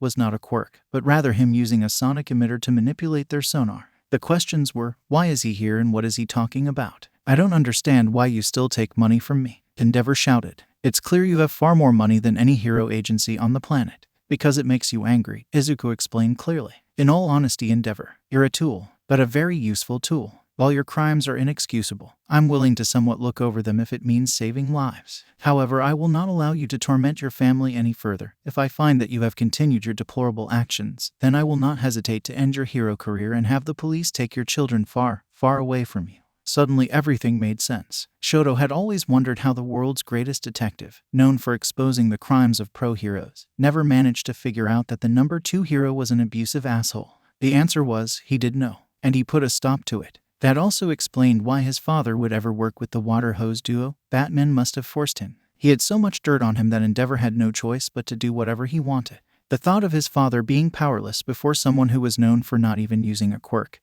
being used like a tool, put a smile on his face, something no one had managed to do for years. Fayumi, on the other hand, was not so happy. She had always feared that Batman would figure out what her father had done, and the police would then no doubt make sure they never saw him again. And while that would have its advantages, it would completely destroy any chance there was of fixing their family, which in Fayumi's eyes was not the impossible task everyone made it out to be. While she was happy that Batman didn't report her father, this meant 2 things. 1, Batman could, at any moment, expose her father and crush her dreams, and all it would take is her father going out of line, which was not hard to imagine him doing. 2, it meant her father was still a prick. He hadn't felt bad about his actions or decided to become better. He was forced to by an outside force. Still, perhaps now that he's not as aggressive as normal, he can see us more as his children instead of tools, Fayumi thought. But enough about that, Izuku said. I've come with very important news. Well, spit it out. I have things to do, Endeavor demanded impatiently. Well, you had better put them on hold, because your wife just stole a krypton from a museum alongside Stain the hero killer, Izuku said. Everyone froze, Endeavor included. What? Thought Shoto and Fayumi in disbelief. What? Endeavor said, all the rage leaving his voice,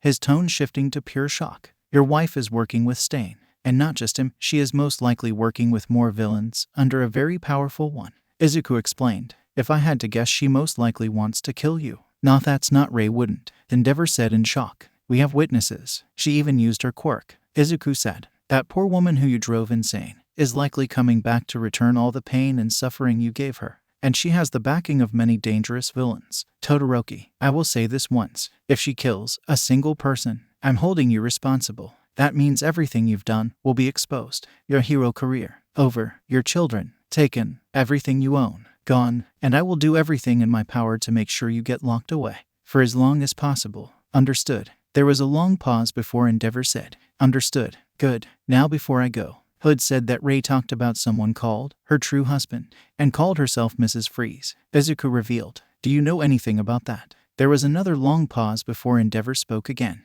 Her first husband. His name was Victor Freeze. I already looked him up, but I couldn't find any connection between him and your wife. Why is that? Izuku asked. I hid it. I hid it much more thoroughly than anything else, Endeavor admitted. It was much easier too. Victor wasn't a celebrity and Ray had no family, so making sure no one knew about the two's marriage was easy. Why hide it? Izuku asked. Endeavor paused again. I married Ray soon after Victor died. I would not allow anyone to see me as a rebound. Izuku looked at him with suspicion. While something like that did seem in character with the egomaniac that was Endeavor, but it also seemed kinda weak, like there was something else. Is that the only reason? Izuku asked. Yes, Endeavor said, this time a bit too quickly. There was a pause, and then Izuku broke the silence. We're done then. But before I leave, suddenly the door opened and Shoto and Fayumi fell forward onto the floor. I need to speak to Shoto outside, Izuku said. Outside the Todoroki house. Are you going to be okay? Izuku asked. Yeah, Shoto lied. I understand that what you just heard was a lot. Just know that I will do everything in my power to get your mother the help she needs, Izuku said sincerely. Thank you, Shoto said. It means a lot. Izuku nodded.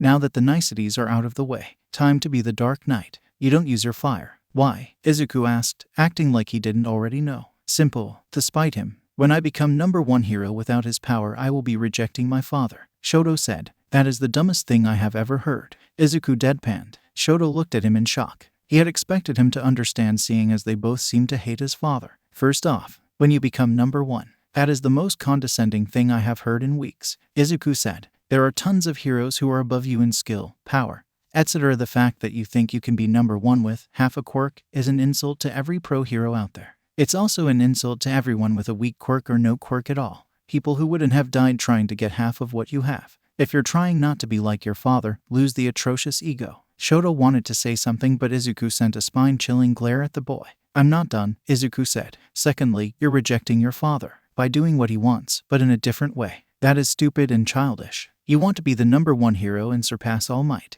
Your father wants his bloodline to surpass All Might and become the #1 hero. Your two goals match perfectly. And unless you plan on changing your dreams, there is nothing you can do to change that. This fantasy world in which you can piss off your dad and achieve your dream by just using half your quirk, it's nothing more than that, a fantasy. Try as you might, you were made by him, your mother, and nothing can change that. But Shoto was cut off again. Third, what do you mean, his power? Izuku asked. Your quirk belongs to you. All of it. Saying that it's his quirk, just because it's a fire quirk, is ridiculous. Fire quirks are very common. Even my dad had a fire quirk. The only thing that makes yours and Endeavor's special is that they're more power than most other fire quirks. And even then, there are a good chunk of people whose quirks would allow them to reach the same kind of power and skill Endeavor has. They just either aren't heroes or they don't possess the sheer stubbornness and willpower that he has. Endeavor does not own all fire quirks. My mother said it looks like him. Shoto spat out. She said my left side reminded her of him. Yes, because you are his son. And that side has his red hair. Izuku said. If you dyed the right side of your hair red, it would probably remind her of him. You are his son. He passed down some of his features to you. If you want to look less like him, then dye the left side of your head white. Also, when your mother said this, she was already pushed to insanity. I hate to be this blunt, but you are literally taking your life advice from a severely mentally ill woman who poured boiling hot water on your eye in an attempt to disfigure you. What part of that sounds like a good idea to you? Shoto wanted to refute him, to say that he didn't know anything, but he couldn't. Batman seemed to know everything about him. He threw all his thoughts, promises, and dreams at his face and made them sound stupid and contradictory. And he couldn't find a signal defense somehow. It all seemed so logical in his head. So why is it that when Batman says it, it suddenly sounds so asinine? Lastly, have you ever thought about all the lives that would be lost just because you didn't use your fire? Izuku asked. Not practicing with it leads to poor usage. Meaning when you're a pro and the only way to save someone is to use your fire, you won't be able to. Because you decided not to use it. What then? I'll tell you what. You're going to feel a sense of never-ending guilt and despair. You'll know you could have saved them. And it will haunt you till the day you die. And if the day comes where this does happen, and someone dies because you didn't want to use your left side, I will find you and read you a list of that person's name, their family, their hobbies, their likes and their dislikes, so that way you can better know the person you failed. And then maybe you'll have known 1/10 of the pain you will have caused that person's loved ones. Shoto was still. He truly never considered such things. He always insisted that his ice would be enough. But the possibility that it's not, the chance someone could die because of his issues. Izuku saw the boy become pale and knew it was time to stop. Izuku sighed. I can understand how you came to that conclusion. When you're a mentally scarred 5-year-old, things like that make sense. And to be honest, this is just another thing we can blame on your father. If he had gotten you into therapy, then perhaps this could have been avoided.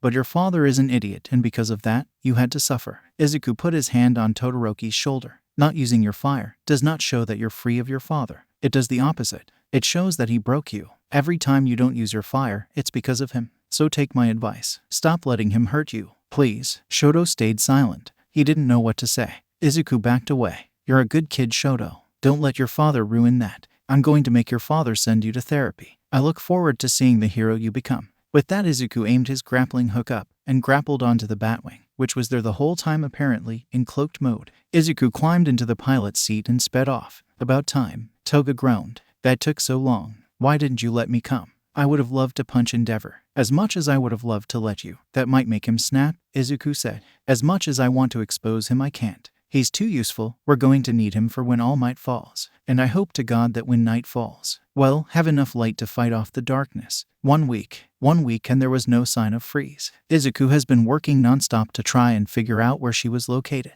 and he may have a lead. A truck full of parts that could very easily be used for cryotech was seen being delivered to a secluded warehouse. The truck was owned by Anarchy, so the chances of this being related to Freeze was high. Izuku decided to go in alone. Toga was looking after Helena, who had gotten sick as a result of being frozen. Izuku glided down onto the warehouse from the Batwing. He landed on the roof and looked through it with his detective vision. No one's here, Izuku thought. Was this a false lead? I should probably investigate it anyway. With that, Izuku went to the door that led to the inside of the building and kicked it open. He headed down the stairs until he reached the ground floor of the warehouse. Izuku looked around at the storage crates. All this stuff looks useful for making cryotech. Perhaps this is a decoy. And then everything was frozen. The whole warehouse from top to bottom was frozen in just a few seconds. Izuku's armor was entirely frozen inside and out. All his systems stopped functioning, even the anti-freeze function. He was stuck, completely helpless. Anarchy knew you would show up, Ray's voice said, but Izuku couldn't see her. But it sounded like her voice was coming out of a modulator or a loudspeaker. Freeze, Izuku said. Why couldn't I detect you? My new suit has defenses against your tech. Then Ray walked out from behind a container, revealing her new appearance. Her skin was an icy blue, and she was covered from head to toe in somewhat bulky armor. She even had a glass dome around her head and red goggles on eyes. Izuku's eyes widened. What did you do to yourself? I made myself stronger, she said, but at a cost. By now you must know about the hidden drug, Venom. We received it some time ago, but we knew that whoever sent it to us likely wanted to use us to test it.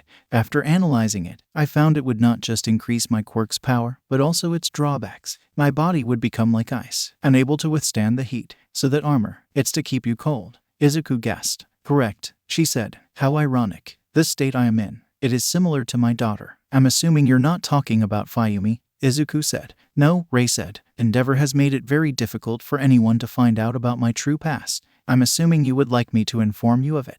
Yes, please, Izuku said. There was a short pause as Ray readied herself. When I was young, I loved the cold, the beauty of ice and snow, combined with the numbing feeling I got when it touched my skin. As you can imagine, the day I developed my quirk was one of the happiest in my life. The other children and I would sneak off to places where no one would notice us, and I would use my quirk to let us all play in the snow. As I got older, I wanted to use the cold to bring joy to people past just simply playing with it. So I became a scientist, one of the heads of cryotechnology. One day I was sent over to America to work with the best of the best in my field, and that's when I met him. Victor Freeze, Izuku said. Yes, Ray said, a small smile forming on her face. The two of us hit it off almost immediately. We both wanted to use the snow and ice we loved so much to help others, but Victor had greater ambitions than I ever did. I would have just been fine with helping the field develop. But Victor wanted to change the world. I was inspired by his ambition, and the two of us worked side by side, day and night. With Victor being as charming and passionate as he was, how could I not fall in love with him?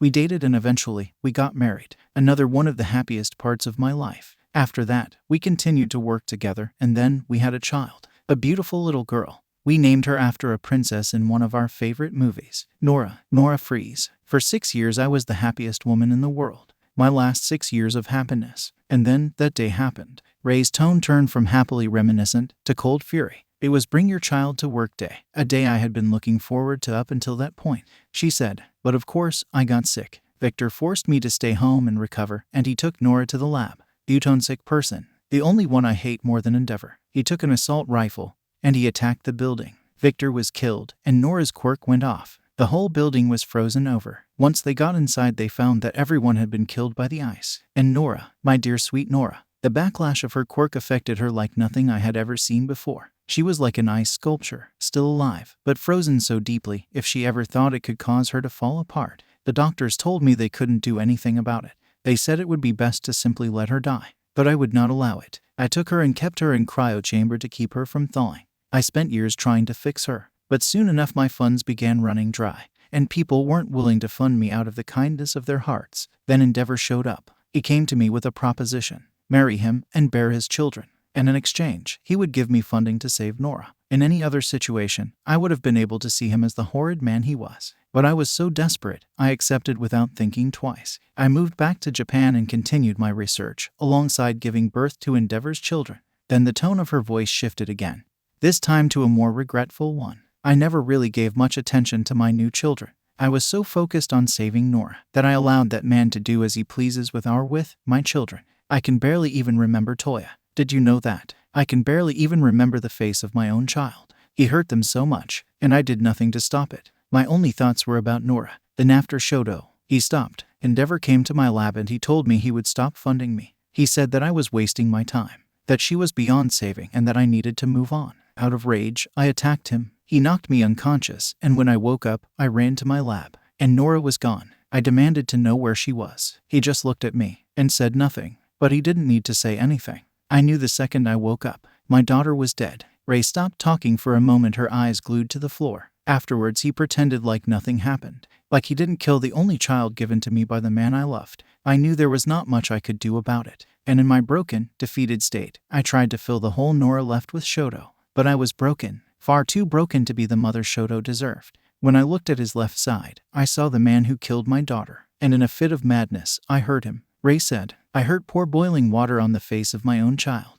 But the last straw for Endeavor and for myself. As I was being hauled away to Arkham, I saw my children for the first time. Not in a literal sense, of course, I had seen them many times prior, but that is when I truly saw them. I saw the disgust in Natsuo's eyes. I saw Fayumi's heartbreak. I saw Shoto's newly damaged face. I saw the empty space where Toya should have stood. I wondered what he would have thought, and I was horrified to find that I didn't know. And as I sat in Arkham, I reflected on the monster I became. And what's worse, I knew the entire time I was there that Endeavor was still hurting my son. Each second I sat in Arkham, I wondered what torment he would put him through. One day, I decided that I had enough. I broke free of Arkham and wandered the streets looking for a way to stop him and get my revenge. That's when Anarchy found me. I told him my story, and he agreed to help me. Those strings attached, and the rest you can figure out. Freeze, Izuku said sadly. He knew Endeavor was hiding something.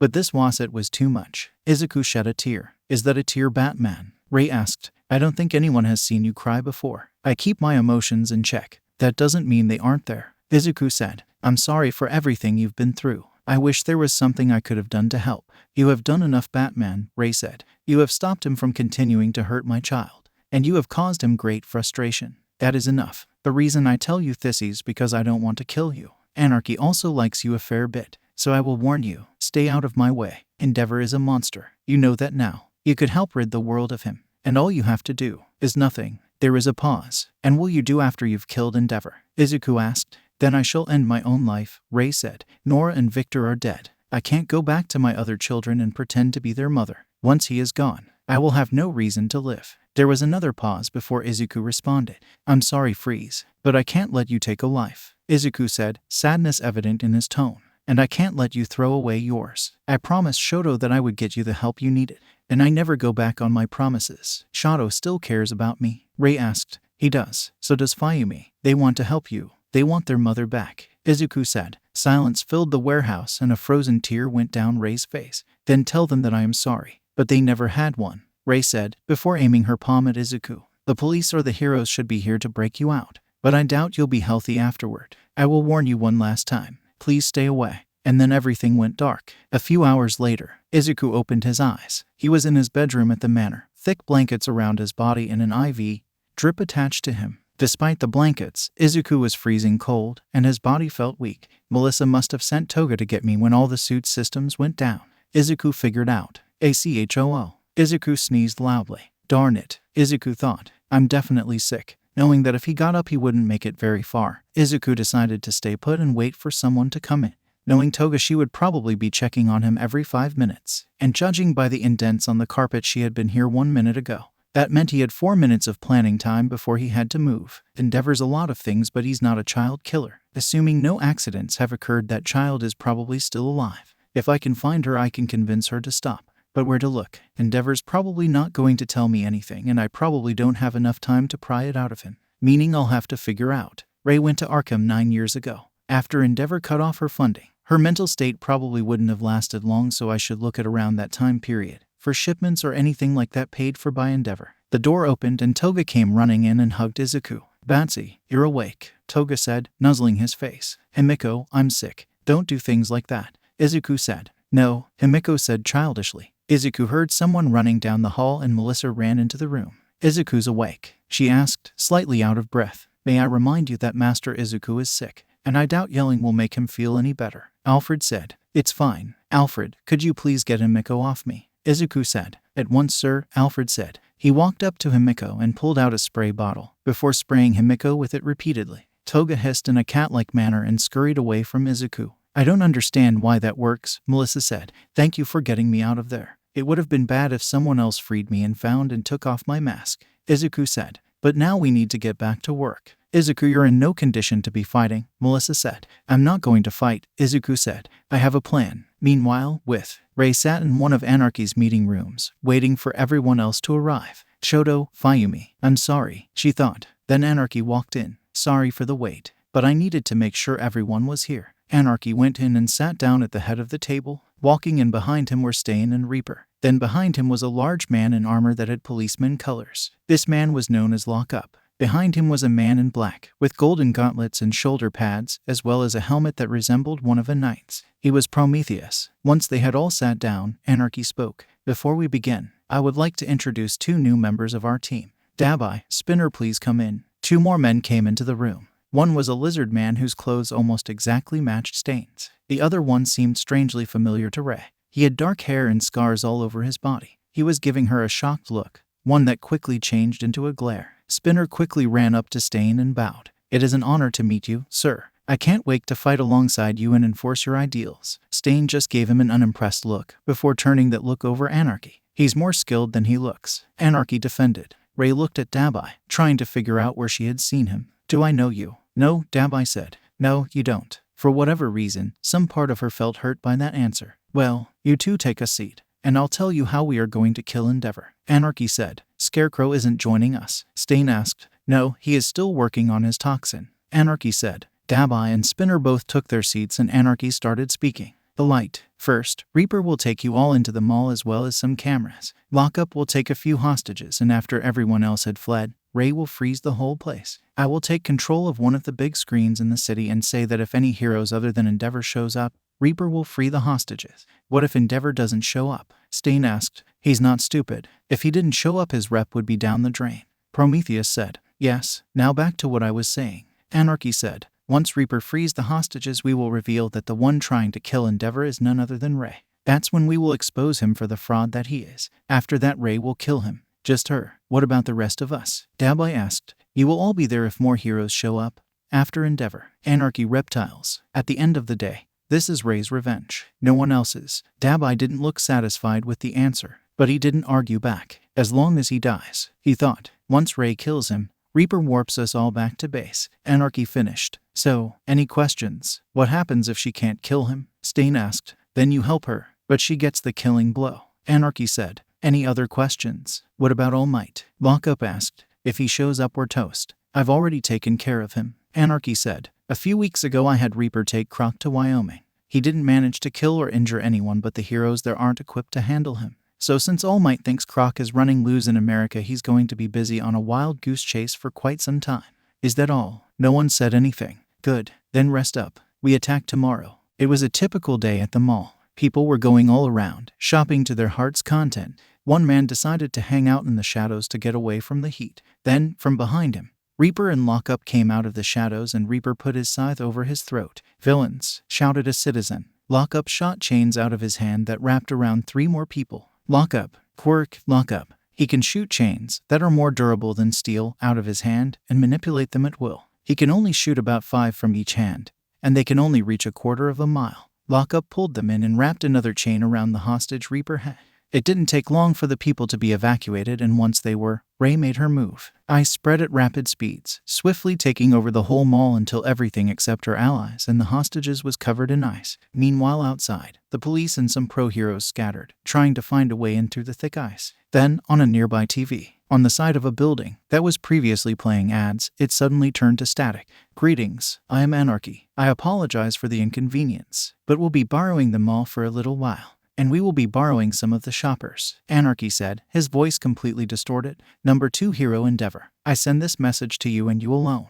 If anyone else but you arrive to save the hostages, then we will kill them immediately. You had better show. Meanwhile at Endeavor's agency, Endeavor saw the message from his office. He knew it was Ray and her allies. Ray's quirk was never that strong. Endeavor thought, Ray, what have you done to yourself? Do you really want to kill me that badly? He shook his head. Whatever the case, I have to go. It's time to clean up my messes. Later outside the mall, police and heroes were lined up outside the frozen mall, but no one was trying to get in. When Endeavor arrived, they immediately swarmed the hero. Has anything changed? Endeavor asked. No, it's been quiet. Really quiet, the policeman said. Endeavor looked at the frozen building, and without another word, he walked up to the wall of ice blocking the entrance. He put his hand up to the ice, and in less than a second, a large hole had been made in the ice. All of you stay back. Some of them may try and escape, so take care of any stragglers, Endeavor ordered. And with that, he walked into the mall. He continued to walk until he reached the center, where he saw Reaper and lock up with the hostages. I'm here, so let them go, Endeavor demanded. Of course, said Ray from behind him. Suddenly Endeavor was engulfed in ice. The fire he kept around his body was instantly put out by an overwhelming burst of cold.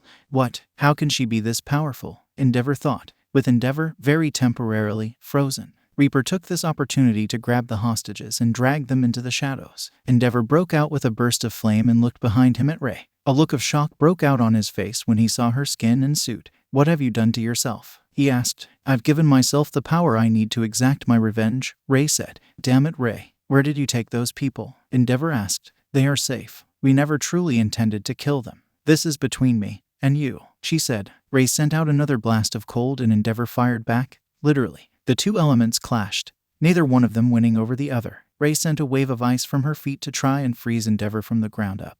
But Endeavor simply set his whole body on fire, making him immune to the attack. I can't hold back on her. Fine. If you want to play villain, Ray, then I won't hold back, Endeavor thought. Jet burn, Endeavor shouted. The wave of fire suddenly increased in power and started quickly pushing back the ice blast. With my quirk alone, I probably still could not beat you. However, you'll find my suit is more than just an accessory, Ray said. These gauntlets can thoroughly increase my quirk's power. Observe. Then, her gauntlets started glowing blue, and mechanical parts started moving. The blast of ice became bigger, slowly pushing back the fire. Then, in the shoulder section of her armor, a compartment opened up revealing a mini cannon. The cannon shot up at the ceiling above Endeavor, freezing it. The frozen ceiling became weaker and heavier than the rest of it, causing it to fall down. Endeavor saw this and had no choice but to emit another strong burst of fire towards it. However, this distraction was enough, as Ray's blast surged forward, overtaking Endeavor and freezing him. Endeavor broke out with another burst of flames. Meanwhile, the cameras were playing, showing the fight that was going on.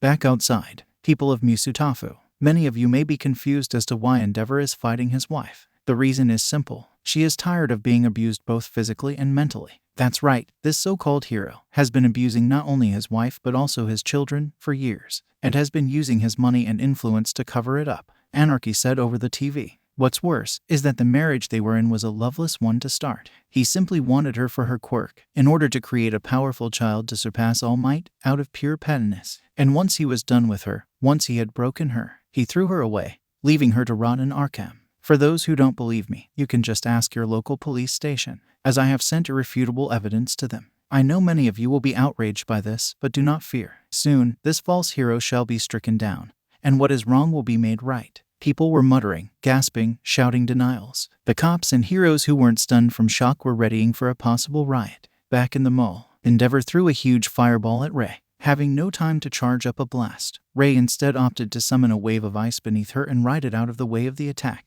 Endeavor threw several more fireballs at her, but Ray simply rode the ice away from the attacks. Not wanting her to have the mobility advantage, Endeavor jumped onto one of the frozen walls, heating the surface below him to make footholds in the walls. The two sent blasts of fire and ice at each other, neither of them managing to hit each other. Endeavor jumped high above Ray and pointed his hands downwards. Creating a large fireball in his hands, Endeavor shouted Hellfire Eruption. The ball exploded, causing fireballs to come raining down all over the plaza. Seeing the fireballs coming down, Reaper grabbed Lockup and dived into the shadows. Ray aimed her fist down onto the ground and made dozens of ice spikes shoot out of the ground and up in Endeavor. The spikes pierced through the fireballs and went straight for Endeavor. Reacting quickly, Endeavor waved his hand and sent out an intense heat wave, melting the spikes before they could reach him. Then he made a flame javelin and threw it at the part of the ice that was supporting where Ray was standing, causing her to fall. Ray sent out a freeze blast below her, making a large pile of snow, which broke her ball. Endeavor slowed his fall by blasting jets of flames from his feet until he safely reached the ground. Damn it, this isn't going anywhere. We're equally matched. She must have trained like hell for this after she got out of Arkham. If her allies step in, then this battle won't be in my favor, Endeavor thought. And if I make my attacks too strong, otherwise it might destroy them all or kill her. Then again, I've been attacking from long range this entire time. Perhaps it's time to take a new approach. Endeavor made a flame spear in his hand and rocketed towards Ray. flames bursting behind him, greatly increasing his speed. Ray made ice spikes right in front of her, hoping to impale him. Endeavor threw his spear at the spikes, causing it to explode and destroy the spikes, leaving Ray wide open. Endeavor punched Ray in the chest, imbuing his fist with his quirk and sending a strong torrent of flames out of his hand. Gah! Ray shouted as she was sent flying into a wall. Panting slightly, Endeavor looked at her. Just give up. Don't make this harder than it has to be. There was a short pause as Ray recovered from the attack and got onto her feet. Those words. I remember those words, Ray said, secretly charging her freeze gauntlets for an attack. Those were the words you said to me when you killed my daughter. Endeavor grit his teeth. That was for your own good. You were wasting your life and making that girl suffer. When someone can't be saved, you need to pull the plug. And I did it for you. You should be thanking me. Thanking you, Ray spat. The only thing I have to thank you for is letting me charge this. With that, Ray unleashed another blast at him. Endeavor managed to dodge most of the blast, but his right arm still got hit, encasing it in ice. Endeavor grit his teeth, not allowing himself to cry out from the intense pain he was feeling. It's like it's freezing my bones, he thought. He tried activating his quirk in his right arm to melt the ice, but for some reason, he couldn't summon any heat. I doubt that arm is going to working anytime soon, Ray said. If it wasn't for the inherent amount of heat you possess, that limb would be reduced to ice crystals. While she was talking, Ray charged up another blast and sent it at Endeavor. The flame hero made an explosion of flames below him, allowing him to dodge the attack. Endeavor tried to think of a plan of attack, but before he could, chains wrapped around his leg and slammed him face first onto the ground. With his nose bleeding, Endeavor pulled himself up onto one knee. He looked at the chain around his foot and incarcerated it with his left arm. Slice. A gash was made in Endeavor's back as Stain and Reaper popped out of his shadow and attacked him. Stain licked the blade, making Endeavor freeze in place. Damn it, I can't move. The hero killer. So this is his quirk, Endeavor thought. You weren't supposed to interfere, Ray said to her allies. You took a hit. Reaper communicated using sign language. Remember, too much heat, and you die. I am well aware, Ray sighed. Not seeing the point in arguing any further, Ray turned to Endeavor and started charging her gauntlet.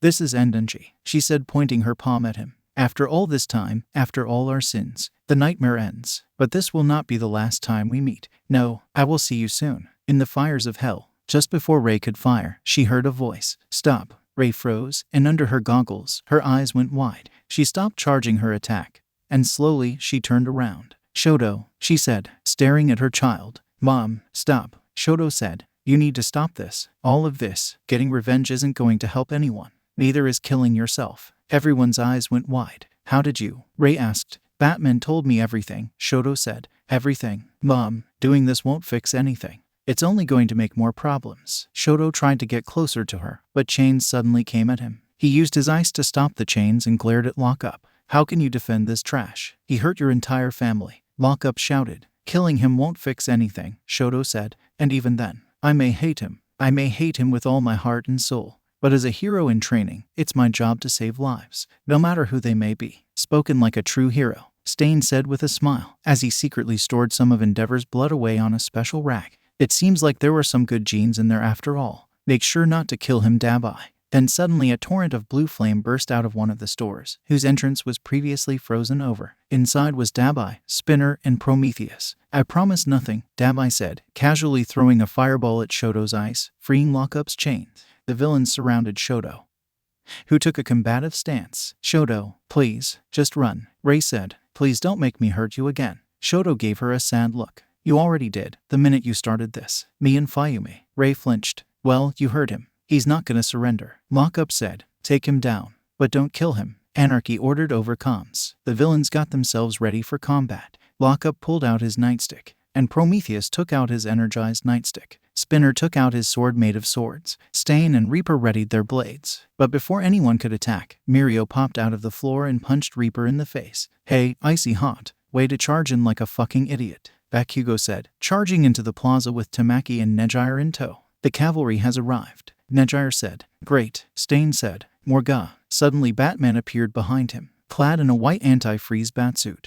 Where the hell did he come from? Spinner asked. Ray grit her teeth. Of course, nothing in my life could ever be simple. This is not going well, Anarchy said as he watched the fight using the cameras. Number 6 hero Mirio Tagata. Number 7 hero Bakugo Katsuki. Number 8 hero Tamaki Amajiki. And number 9 hero Nejire Hato. Despite how new they are all already in the top 10. And then, of course, there's Batman. Anarchy sighed. I suppose I'll just have to rely on them to get the job done. And if all goes south, then I'll have to use plan B. Back to the fight. Get over here, you emo bastard, Bakugo shouted, charging at Dabai. Dabai sent out a large blast of fire at Bakugo. In response, Bakugo used his explosions to spin himself into a sideways circle, making a wheel of explosions that ripped through the flames. Dabai shot flames at the ground, pushing himself back in an attempt to avoid Bakugo's attack. Not a chance, Bakugo shouted. He then propelled himself at the ground, hard and fast, and sent an explosion out the second he reached the ground. This caused the explosion to come at Dabai like a wave, with the force eventually catching him and causing him to go flying through an ice wall. Meanwhile, Reaper and Mirio were playing a deadly game of tag, one that Reaper was not winning. The two would bounce all around, but with Reaper only being able to appear in shadows made this terribly unfair. Reaper popped out of a shadow, hoping to strike Mirio, only to get a boot to the face. While this was going on, Nejire was pounding Lockup into a wall, his chains not helping him as she blasted him with her quirk. Tamaki, meanwhile, was not having as easy of a time. He tried to grab Prometheus with his tentacles, but Prometheus jumped up and slammed his electrified nightstick into the tentacle. AHHH. Tamaki screamed as he was getting electrocuted. Prometheus pressed his nightstick into the tentacle when suddenly his helmet notified him of a change in the tentacle. He barely managed to get out of the way before the tentacle rose up. He changed the tentacle's genetic makeup and combined it with rubber. Because of course, he eats rubber, Prometheus thought. Prometheus aimed his gauntlet at Tamaki, and a part of it opened up and shot out 2 mini rockets at him. Tamaki turned his hand into a clamshell and blocked the rockets, stopping them in their tracks. TCH. Prometheus then decided to use something else, and his gauntlet made a few clinking sounds before shooting out bullets at Tamaki's shield. Crack. Tamaki's eyes widened as the bullets somehow made a crack in his clam shield. What kind of bullets are those? Tamaki thought. It seems even the special bullets won't get through that thing easily. Prometheus thought. Damn it, I only have so many of these things. Meanwhile, Shoto tried his best to defend his father from the hero killer and Spinner, making a dome of ice around both of them. Each time they managed to slash through the thick dome, Shoto would just add another layer. Ray was currently fighting off Batman and was not doing as well as she hoped. Batman threw 2 batarangs at her, and Ray made a wall of ice to block them. The batarangs got stuck inside the ice before exploding, forcing Ray to look away from the blinding light. Batman took the opportunity to throw 2 more batarangs at Ray's gauntlets. The batarangs embedded themselves into her gauntlets and made them start sparking with electricity as they malfunction. Damn it, I'll have to wait for these to reboot, and that will take some time, Ray thought. Prometheus looked at his teammates and grit his teeth. Damn it, this is all going to hell. Lockup can't fight against someone like her at all. Batman's tech seems to be built to counter freeze. Stain and Spinner aren't going to get through that ice in time. Reaper can't keep up with Lemillion. Dabai isn't going to outpower freaking Ground Zero. And I'm not sure if I can beat Sun Eater in time. Hell, I might not be able to beat him at all. We need to switch targets. We need to switch targets, Prometheus said over the comms. Reaper, take Sun Eater. His abilities expand his body, meaning there's a bigger shadow. I'll take on Lemillion. My gadgets should help me survive. Dabai, you're not going to beat Ground Zero. Swap with Stain. Spinner, get Lockup out of that hole, and then you two get Batman off of Freeze. Reaper nodded and sunk into the shadow. He then popped up out behind Tamaki and tried to swing at him with his scythe. But Tamaki's reflexes were too quick, and he whirled around with his clan shield, swatting away the scythe and knocking him aside. Mirio saw his opponent get knocked across the floor and his smile widened, trying to switch it up. Huh, well if that's the case. Mirio phased into the floor, before reappearing behind Prometheus. Then I'll play along. Mirio sent a kick at Prometheus's head, but Prometheus raised his nightstick to block it. Mirio's foot went right through him, and Mirio fell right back down to the ground. An analytical type, huh? Well, I have something special for you, Mirio thought. Mirio popped out at the wall and rocketed towards Prometheus, becoming solid when he got close. What is he doing? Prometheus swung his nightstick at Mirio, but Mirio made himself intangible. Then just as the nightstick was going through him, Mirio made himself tangible. The force of the two things repelling each other forced the nightstick out of Prometheus's hand and sent Mirio flying through a wall. Almost immediately, Mirio came flying out underneath him. Incoming attack, bellow, warned Prometheus's helmet, but Prometheus was still dazed and couldn't act in time before receiving an uppercut to the jaw, knocking him to the ground. Damn it, he's too fast for even my gear to calculate, Prometheus thought as he got off the ground. Meanwhile, Stain had stopped attacking the ice dome and threw a dagger at Bakugo. Bakugo dodged, and Stain sent several more daggers at him. Now that he thought Bakugo was distracted, Dabai sent a jet of flame over at Shoto's ice dome, melting most of it in one attack. TCH, not on my watch, you emo fuck, Bakugo growled. Bakugo spun himself in an explosive circle, blowing away all the daggers and rocketed him at Dabai. Dabai tried to use his flames to counterattack, but Bakugo's explosions ripped right through the flames and the attack connected. Kaboom! Gah! Dabai yelled as he was hit by a huge explosion, knocking him out and sending him flying. Shit, Stain said. He had no way of beating Bakugo. The second he got close he would be hit with the equivalent of a ton of TNT. This whole thing is going to shit. We should have just ganged up on Endeavor and killed him while we could, Stain thought. Meanwhile, Najire had finished with Lockup, who was now unconscious in a wall. Spinner attempted to surprise attack her, but Najire simply blasted his sword made of swords apart. Having a weapon with a massive shadow isn't really good for sneak attacks, Najire said. Also look behind you. Waga! Spinner was sent flying by a kick from Mirio, who had popped up behind him. Batman charged at Ray, who shot out an ice blast at him, which did absolutely nothing. Heh, without your fancy tech, your gauntlets aren't gonna do a thing to Batsy's suit, Batman said in a voice that was very different from Batman's normal voice. That voice, this isn't Batman, it's Red Hood, Ray thought before she was punched by Toga's electrified gauntlet.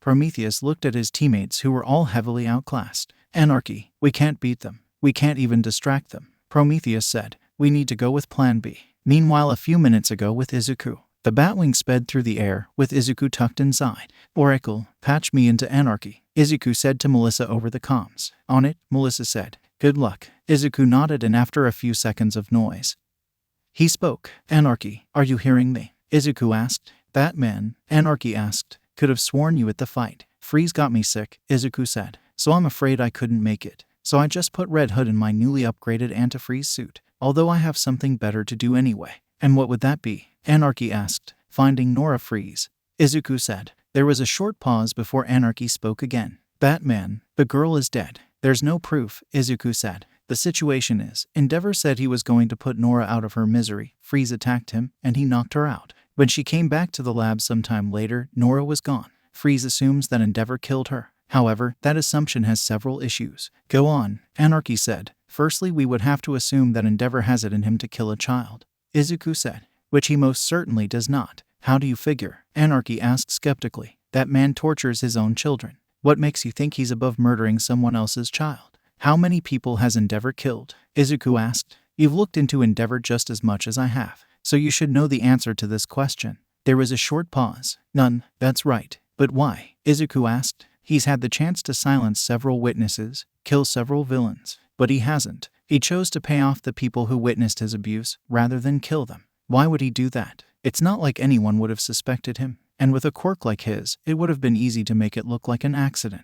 So why pay them off? Why not kill them? Because he's not a killer. Anarchy said nothing. My second point, where is the body? Izuku asked. If Nora Freeze is dead, what happened to her body? Why didn't Endeavor give Ray the body so he could at least hold a funeral? And as people who've looked into Endeavor, we would know if he transferred a dead little girl's body somewhere. Unless you want to believe that Endeavor is cruel enough to burn her body to ash and never hold a funeral, which is established in my first point is unlikely, then that means the girl is still alive, and that she was just moved somewhere. This is Anarchy said. And lastly, I have a lead, Izuku said. I looked at purchasing records from Endeavor's company, dating from before Freeze went to Arkham, and I managed to track down where Freeze was doing her research. Then I looked at records for everything coming in and out of that facility around the time Freeze went to Arkham. I only found one thing. A pricey ice sculpture company was tasked to move something out of that facility and to a warehouse on the other side of the city. Batman, if you're right about this, thighs could change everything, Anarchy said. But why would he keep it a secret? Why would he let Ray believe her own child was dead? Here's what I think happened, Izuku said. Endeavor had every intention of putting her out of her misery. However, while it's easy to say such things, doing them is something else entirely. He backed out and had her transferred her to another facility, most likely in an attempt to get Freeze to move on while buying him time to work up the nerve to do the deed. However, that day never came. And Endeavor is too ashamed of himself to ever actually tell anyone about what he must consider his greatest failure. That's actually plausible, Anarchy said. Well, we're about to see if I'm right, Izuku said. I'm closing in on the facility now. A few minutes later, after swiftly taking care of the few guards that were stationed here, Izuku walked through the facility freely. Search for sub-zero temperatures, Izuku said. His suit's detective mode adjusted, scanning the warehouse before notifying Izuku. There, in the back, there's a large freezer, big enough to several people. Izuku told Anarchy over the comms. I really hope you're right about this, Anarchy said, his tone becoming nervous but at the same time hopeful. Izuku walked over to the freezer. He pulled a lockpick out of his utility belt, and after a couple of seconds, the door swung open. and inside was the frozen body of Nora Freeze, a small girl that looked almost identical to an ice sculpture. Izuku looked at her with his detective vision before saying, "She's alive. Thank God," Anarchy said, letting out a breath he didn't know he was holding. "Looks like Endeavor is at least above a child murderer. That still won't save him though." "Anarchy, you know what you need to do," Izuku said. "Call Freeze and tell her that her daughter is alive and that she needs to stop. She is one of the few people with the knowledge that's needed to have a good chance of saving her. And it will be infinitely harder if she's a wanted woman or behind bars. As far as I'm concerned, she can still walk away from this. We just need to bribe a lot of people, play the public's sympathy. If we do that, then we might be able to get her into house arrest. And by house arrest, I mean into a lab. And we're not going to be able to do that if she's a murderer." There is a pause. "That not our choice to make," Anarchy said. "What?" Izuku asked. "This about Ray, so she should be the one to decide," Anarchy said. Izuku was about to say that. That was a terrible idea when suddenly Prometheus's voice spoke over the comms. "Anarchy, we can't beat them. We can't even slow them down. We need to go to Plan B," he said. "I hear you," Anarchy said. "Send Reaper. I'll be on my way." "Anarchy, you know what you need to do," Izuku said. Yes, I do," Anarchy said. Meanwhile, back at fight, the villains were getting beat badly. 2 men down and they hadn't even managed to touch their opponents. Mirio punched Stain in the face, sending him flying across the ice. He hit a wall and just barely managed to stay conscious. "You know, I expected more from the famous hero killer," Nejire said. "Well, to be fair, you guys aren't exactly amateurs." The fight paused and everyone looked over to the source of the new voice. Anarchy and Reaper walked out of the shadows, Anarchy clad in his villain outfit. "Great. You guys really think one more villain gonna change shit?" Bakugo shouted. Anarchy chuckled. "Stub. Be still." Anarchy's quirk hit everyone, making them immobile. Bakugo, who was in the air, suddenly fell down as his quirk stopped working momentarily. "Wha? I can't move," Nejire shouted. "Me neither. No fair, this is cheating," Toga shouted. Tamaki tried to activate his quirk but to no avail. His body simply refused to listen. Shoto was in the same situation. "What the fuck is this?" Bakugo shouted. Slowly, he moved his arms to get himself off the floor. "Damn it, it's like my entire body gained a fuck ton of weight," Bakugo thought as he pushed himself up. Mirio was also struggling to move. He phased through the floor and popped out a few feet away from Anarchy. "I can't control my quirk properly," Mirio thought. "I figured you two would have enough will to resist my quirk. But fighting us like this would not end well for you," Anarchy said. "My people, you can move." Anarchy's team regained their movement. And Stain gave a sick grin. "Payback time. No need for that," Anarchy said. "Just paralyze Lemillion in ground zero." "TCH. Fine," Stain said. Stain ran over and slashed the defenseless Bakugo's cheek before licking the blood. "Fuck," Bakugo shouted as he was now completely immobile. Without hesitation, Stain ran at Mirio, his swords aimed at his face. Mirio was about to phase through it, but Anarchy was a step ahead. "Let it hit you," Anarchy commanded. Slice. And with that, Mirio's blood was on Stain's sword. Stain licked it, caused Mirio to become fully paralyzed. "Wow, that was easy," Spinner said. "Why didn't we do that sooner?" "Because I would rather people have not known about our ace," Anarchy said. "But it seems it was unavoidable." Anarchy turned his head to Ray. "Are you ready?" Ray looked at her gauntlets. "Yes, my tech's rebooted. I can kill him now." And with that, Ray walked over to the dome of ice that Shoto and Endeavor were in. She created an ice spike and broke through the ice dome. She walked past her son and towards Endeavor, trying her hardest to look away from Shoto. "Mom, don't do this," Shoto said, attempting to move but completely unable to.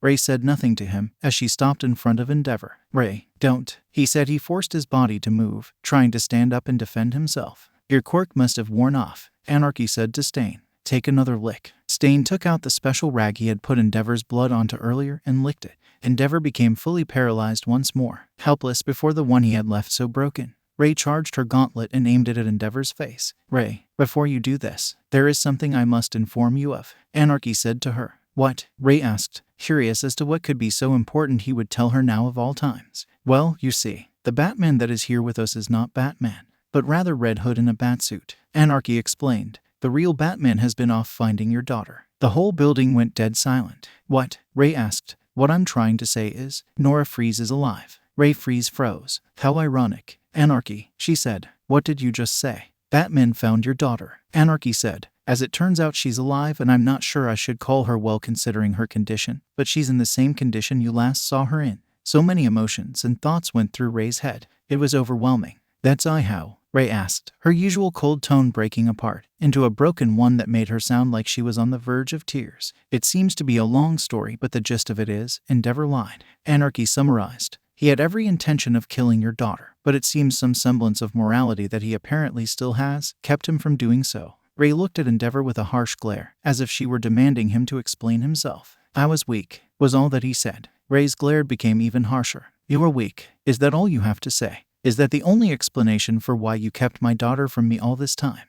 Ray started charging her gauntlet again. Freeze, don't do anything rash, Izuku said, through her comms. You can still walk away from this. With a lot of public sympathies and a lot of bribes, we can get you into house arrest. And by house, I mean lab where you can figure out how to fix your daughter. Think of your daughter, Freeze. This is true, Anarchy said. You have two options, Ray. One, you can spare Endeavor and we can do what Batman says, and you can help your daughter with no issues. Or two, you can kill him, and we'll have to do things the hard way. We'll have to steal your daughter from that warehouse, and after that, we'll only be able to help her in secret. We won't have as many supplies, and we won't be able to transport supplies publicly. Not to mention the small chance of us getting caught and her getting taken from you by the police. You have my support, no matter what you do. But in all honesty, I would choose the first option. Ray looked at Endeavor with a furious expression on her face. You caused me so much pain. You hurt my children. You were going to kill my daughter. Anarchy frowned. Come on, Ray. Don't let your rage get the better of you. Ray's gauntlet was fully charged. All she had to do was release the attack, and Endeavor would be no more. Mom, Shoto said from behind her. Look at me. Ray didn't move. Mom, please, look at me, Shoto insisted. Mom, please, for once look at me. Ray grit her teeth, and hesitantly, she turned her head slightly. Behind her, Shoto had his left side lit up. He was using his flames. Mom, for years I stopped using these flames because I thought I was defying him, Shoto said. But that was just a childish delusion. In reality, I was just letting him hurt me more. Every training session where I was neglecting my quirk. Every time I could have used my flames to help people, but I didn't. Whenever I looked at my own left side, my own quirk with disgust, I was just letting him hurt me. It took Batman's harsh words for me to realize this, but now that I know, I'm letting him hurt me anymore. Mom, if you kill him, then he will never stop hurting you, and he will never stop hurting Nora. Ray was silent. Each time you have to run from the police, each time you won't be able to get the materials you want when she's taken from you and you're locked up, he'll be hurting you, Shoto said. And because he's hurting you, he's hurting Nora. And he'll be hurting me, and he'll be hurting Fayumi and even Natsuo. Don't let this cycle of pain continue. Don't let him hurt anyone else. Ray looked back at Endeavor. She wanted to kill him. She wanted to kill him so badly. For the last several years of her life, she dedicated herself to killing him. But for once, even if it was only once, she wanted to stop hurting her children. She wanted to be a mother again. And so she lowered her gauntlet. Anarchy gave a sigh of relief. I think you choose right, Ray. This wasn't a matter of choice, Ray said, her tone returning to its normal cold and uncaring way. There was only one's choice and one mistake. How touching, Stain said. But if you're not going to kill Endeavor, I will. Anarchy was about to stop him when Spinner put one of his blades to his throat. Sorry, boss, but what Stain says goes. Shit, Anarchy thought. I was so caught up in the moment, I didn't think about how Stain would react. Stain ran at Endeavor with bloodlust in his eyes and katanas in his hands. Endeavor, it's time to meet your end. Stain lunged at Endeavor, only to have his lower body frozen. Gah! Stain fell to the floor like a rock. Freeze, what are you doing? If you were to kill Endeavor right now, then I would be charged with assisting in a murder, meaning I wouldn't be able to save my daughter. Ray replied, if you're going to kill him, then wait until later. Damn it, Stain said. We've already ruined his image. He probably won't even be allowed to be a hero after this, Prometheus said, and we can always just kill him later. Don't be impatient. Stain growled at him. God damn your bleeding hearts. Anarchy rolled his eyes. Spinner, get off of me. He wasn't using his quirk, but considering the situation, Spinner had little choice but to comply. Now we'll be having a chat later about this little mutiny. But for now, let's go. Reaper, if you would, Anarchy said. Reaper sunk into the shadows, and one by one he took Anarchy's team back to base. Stain was the last one, besides Anarchy himself, and as he was about to take him, he signed to Ray. Good luck. I'm happy for you. Ray nodded and Reaper disdained into the shadows. Goodbye, Ray. I'll be seeing you soon. Anarchy told her. I'm leaving my fate, as well as my daughter's, in yours and Batman's hands, Ray said. Don't disappoint me. We won't, Anarchy said. Isn't that right, Batman? I'm already on the phone with the lawyers, Izuku said. You made the right choice, Freeze. Well, that's all. Reaper, take me back to base. I have to shut down this communication line because Batman hacked into it. Anarchy ordered. Reaper took him into the shadows, and once he was gone, everyone who wasn't paralyzed by Stain could move again. So, I don't know what happened, but I'm guessing you want to surrender, Medjire asked. Yes, Ray said, looking at her son. Yes, I would. A few weeks later, tonight on HNN, We have more on the story of Endeavor, said a newswoman to a camera. That's right, a few weeks ago her and a group of villains lured the number 2 hero Endeavor to a mall with hostages and attempted to kill him, a newsman said. Although in the end, no one died. Most of the villains got away, and they also revealed some rather shocking facts about the Todorokis. Yes, we can now confirm that the number 2 hero Endeavor was, in fact, abusing both his children and his now ex-wife, the news lady said. According to the evidence given to the police, he would savagely beat his youngest son Shoto Todoroki and his ex-wife, and he would neglect all his other children, leading to the disappearance and assumed death of his son Toya. He would also give out brutal punishments, such as beating them or simply withholding meals for long periods of time, the newsman said. Truly terrifying to think that the number 2 hero was committing such atrocious acts behind closed doors. Yes, but what's just as shocking is the secret life of Ray Todoroki, or rather, Nora Freeze, the newswoman said. Unknown to many people in Japan, she was a cryotech researcher that worked in America and married another scientist named Victor Freeze. The marriage was going quite well, and the two even had a daughter named Nora. However, tragedy struck when an office shooting occurred on Take Your Child to Work Day. Victor was killed and Nora ended up overusing her quirk out of fear, freezing herself so thoroughly that if she were to thaw normally, she would fall apart. Not wanting to accept her daughter's fate, Ray used her knowledge of cryoscience to try and free her daughter from her icy prison, the newsman reported. But she was running low on funds and the technology needed to continue her work was expensive. That is when Endeavor came in. The newswoman continued. According to a confession from Endeavor himself, he sought her out for her quirk, offering her funding, so he could use her to breed a child that could beat All Might. That's right, a loveless quirk marriage, the newsman said.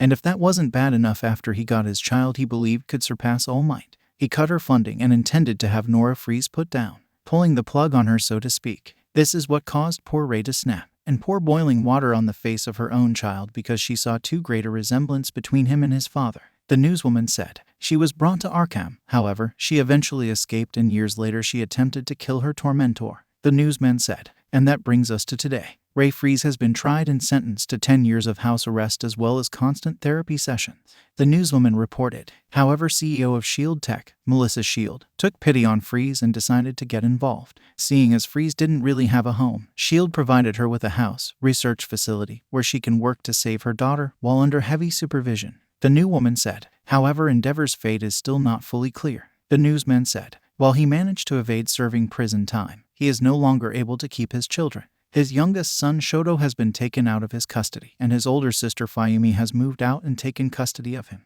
He has also been fined a significant amount, the newswoman said. However, it's still up in the air if he will even be allowed to be a hero anymore, as the HEA is debating revoking his license. The public has been split on this matter, with some supporting the revoking, saying that his actions are inexcusable and that no one who commits such acts should be allowed to be called a hero, the newsman said, while others are saying that despite his horrendous deeds, Endeavor has saved too many lives to just revoke his license. Now, with all this information revealed, there has been one question on the minds of everyone, the newswoman said. How did Batman not know about this? The Caped Crusader has been revealing the criminal actions of heroes since his first appearance and has even been given the title of the world's greatest detective. So how is it he was seemingly unaware of the actions of the number 2 hero? Well, to answer that question, today we have Batman himself with HNN's very own Nusu Teori, the newsman said. The scene changed to show Nusu sitting on a couch opposite to Izuku, who was dressed fully in his Batman attire. Hello everyone, I hope you're having a fantastic day, Nusu said.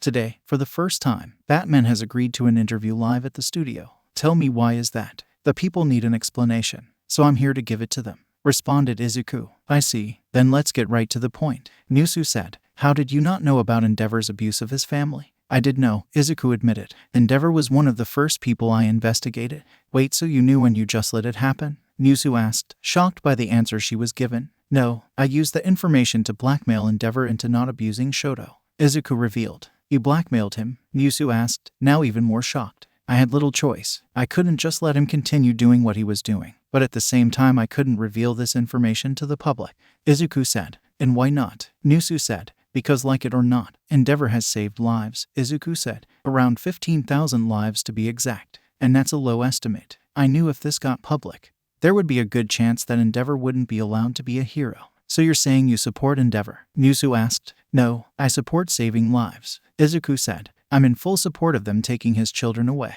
But I believe that Endeavor still has a use. He's saved the most lives in hero history, and while I don't think that he deserves to be called a hero, That's just the name at the job. At the end of the day, you're free to just call him law enforcement, because that's what he is. People like Stain often hear the word hero and think of comic books, but reality is often disappointing. Heroes are nothing more than specially trained police, given licenses to use their quirks. I see. Is that your final word on the subject? Nomu said. My last words on the subject is this. I despise what Endeavor did. And if he were any less good at his job, then I would not only have revealed him, day one, I would be advocating for his license to be taken away. But he's too good. He saves too many lives. If we got rid of him, then people would die. And that is not something I can support. Izuku said. All right, that was Batman, everyone. Nomu said, the applause sound playing in the background. A week later, Endeavor sat in his office, contemplating. You're looking grimmer than I expected, considering they just decided not to revoke your license, Izuku said, showing up suddenly from behind him. Endeavor was unfazed by his sudden appearance thought and simply responded with, Why? I already said why, Izuku said.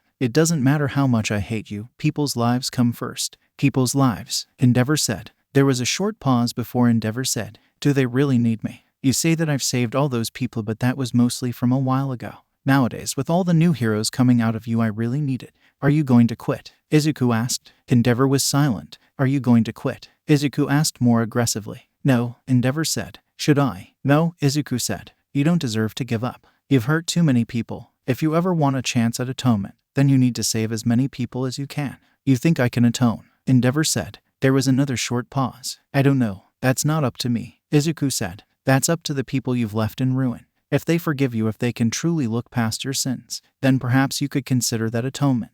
But that's never going to happen if you stop trying. If you give up now, then there truly is no hope for you. Silence filled the office as Izuku's words sunk in. Well then, Endeavor said, it's time to get to work. A little bit later, outside Endeavor's agency, Izuku looked at the building, contemplating what to do next. It's gonna be hard to Endeavor to be as effective as before, seeing as a ton of his sidekicks and other employees quit, Melissa said over the comms. Are you sure this was the right thing to do? We still need him, Oracle, Izuku responded. He's too useful to throw away. I know, but it feels wrong. Him getting away without consequence just feels wrong, Melissa complained. So you wanted him to be locked up, have his hero license taken, let innocents die? Izuku asked. No, but Melissa didn't have a response. Catharsis is nice, but not always efficient, Izuku said. His children are out of his reach, and I doubt he'll be doing anything too questionable after this. Ugh, he's such a tool, Melissa said. Yup, that's what I see him as, Izuku responded. So let's use him, until he breaks. Do you really think he can be redeemed?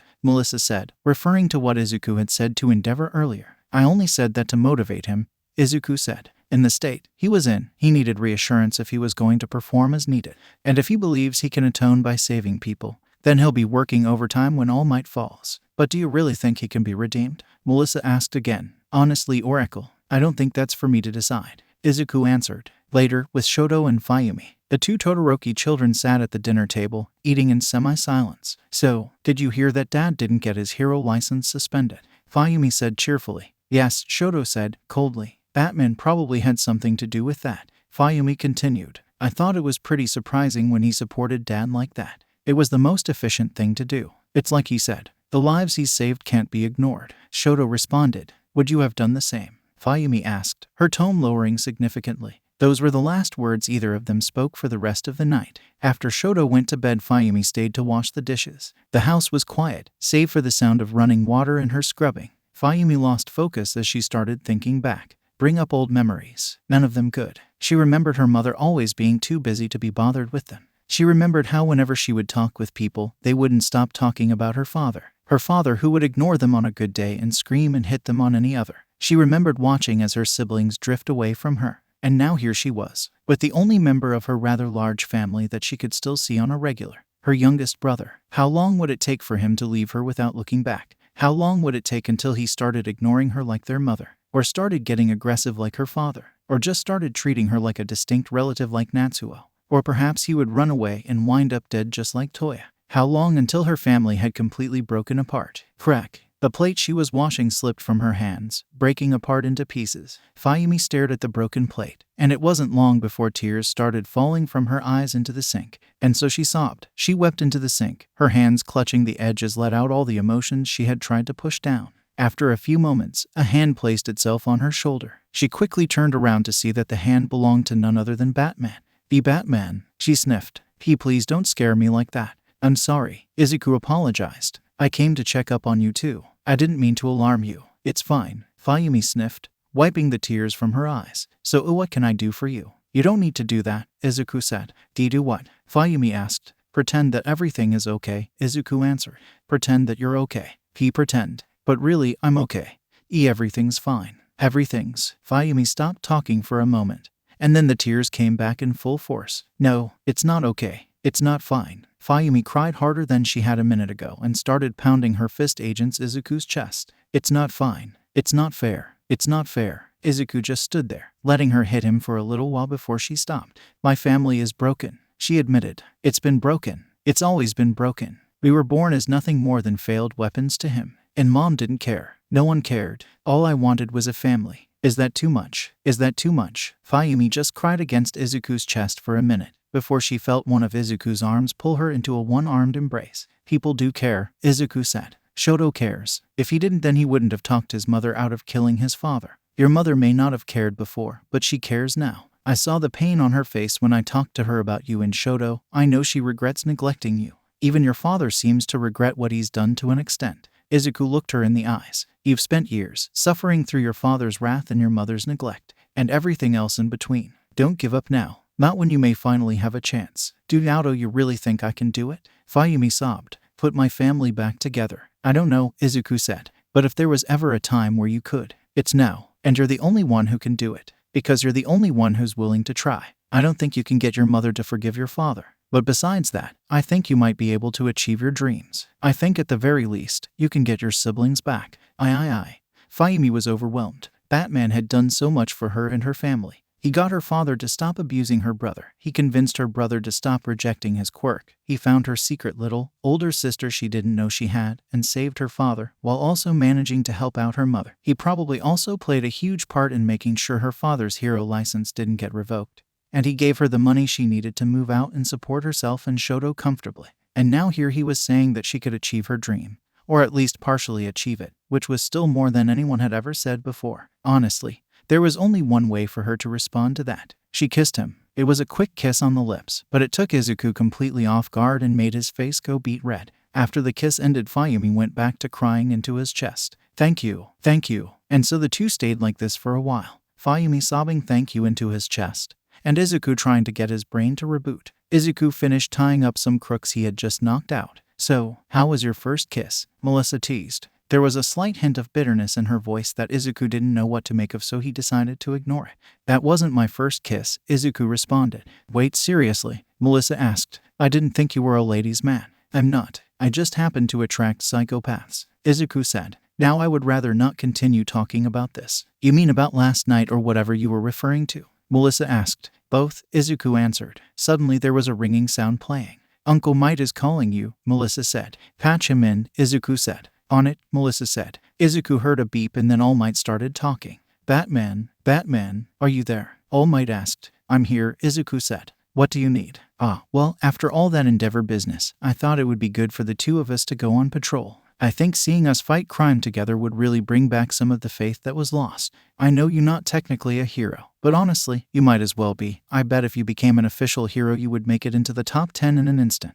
I bet you could even beat me in the popularity polls. Not scientifically possible, Izuku denied. But you're right. It probably would bring people some hope. Izuku was well aware of his popularity, although he couldn't really understand it. According to Melissa, his merch sold quite well, so it's not like he could deny it. Great. I'll meet you on a rooftop outside of UA. In 3 hours, All Might said. All Might hung up. Well, looks you won't be sleeping today, Melissa said. Izuku sighed. Unfortunately, 3 hours later. So you sure he's gonna come? Najire asked All Might. All Might and the Elite Four, which included Mirio, Tamaki, Najire, and Bakugo, were standing on a roof near UA, waiting for Batman. Batman's been avoiding us for a while, Tamaki said.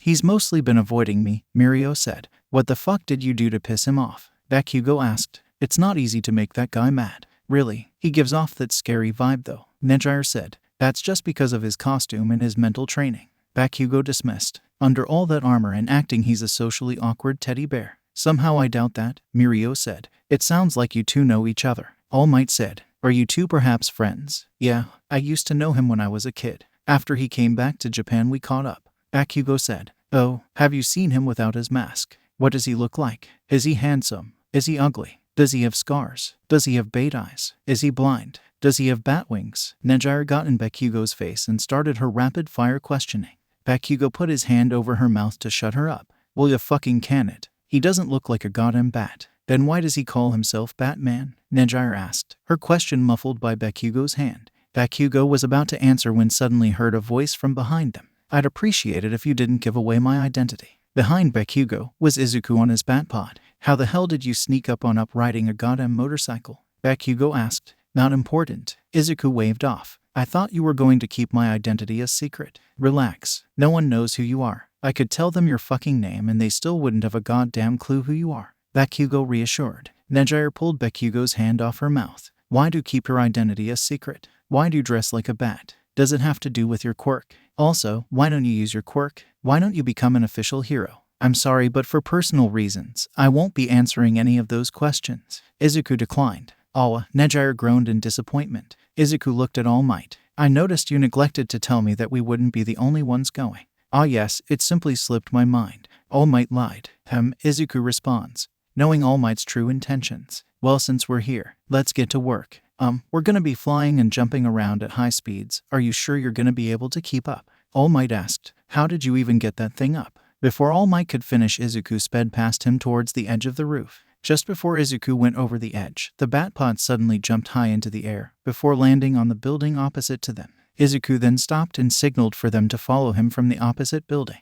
I almost forgot Batman's quirk. Mirio laughed. Being rich. Yup. Bakugo sighed. Anyway, we're wasting time. Let's fucking go. With that, Bakugo blasted himself into the air and flew after Izuku. Nejire activated her quirk and flew off. Tamaki sprouted wings and flew off after her. Mirio sunk into the floor and shot out the side of the building towards them. All Might sighed in relief. Hopefully this works. And with that he took a mighty leap, chasing after the younger heroes. Later on, elsewhere, 3 police cars were chasing 3 getaway cars at high speeds through the streets. Haha, you'll never catch us in those slow-as cars. One of the villains shouted. Let's split up. We'll lose them that way. Another villain shouted to the other getaway drivers. They did just that, and the cars all took different turns, making the cop cars split up as well. After a while, one of the villains was getting tired of the cops chasing them. You know what? Eat lead, the villain said, pulling out a gun and aiming it at the police car. Before he could pull the trigger, a batarang was thrown into the gun, causing it to explode. The villain screamed as he looked at his now burned hands.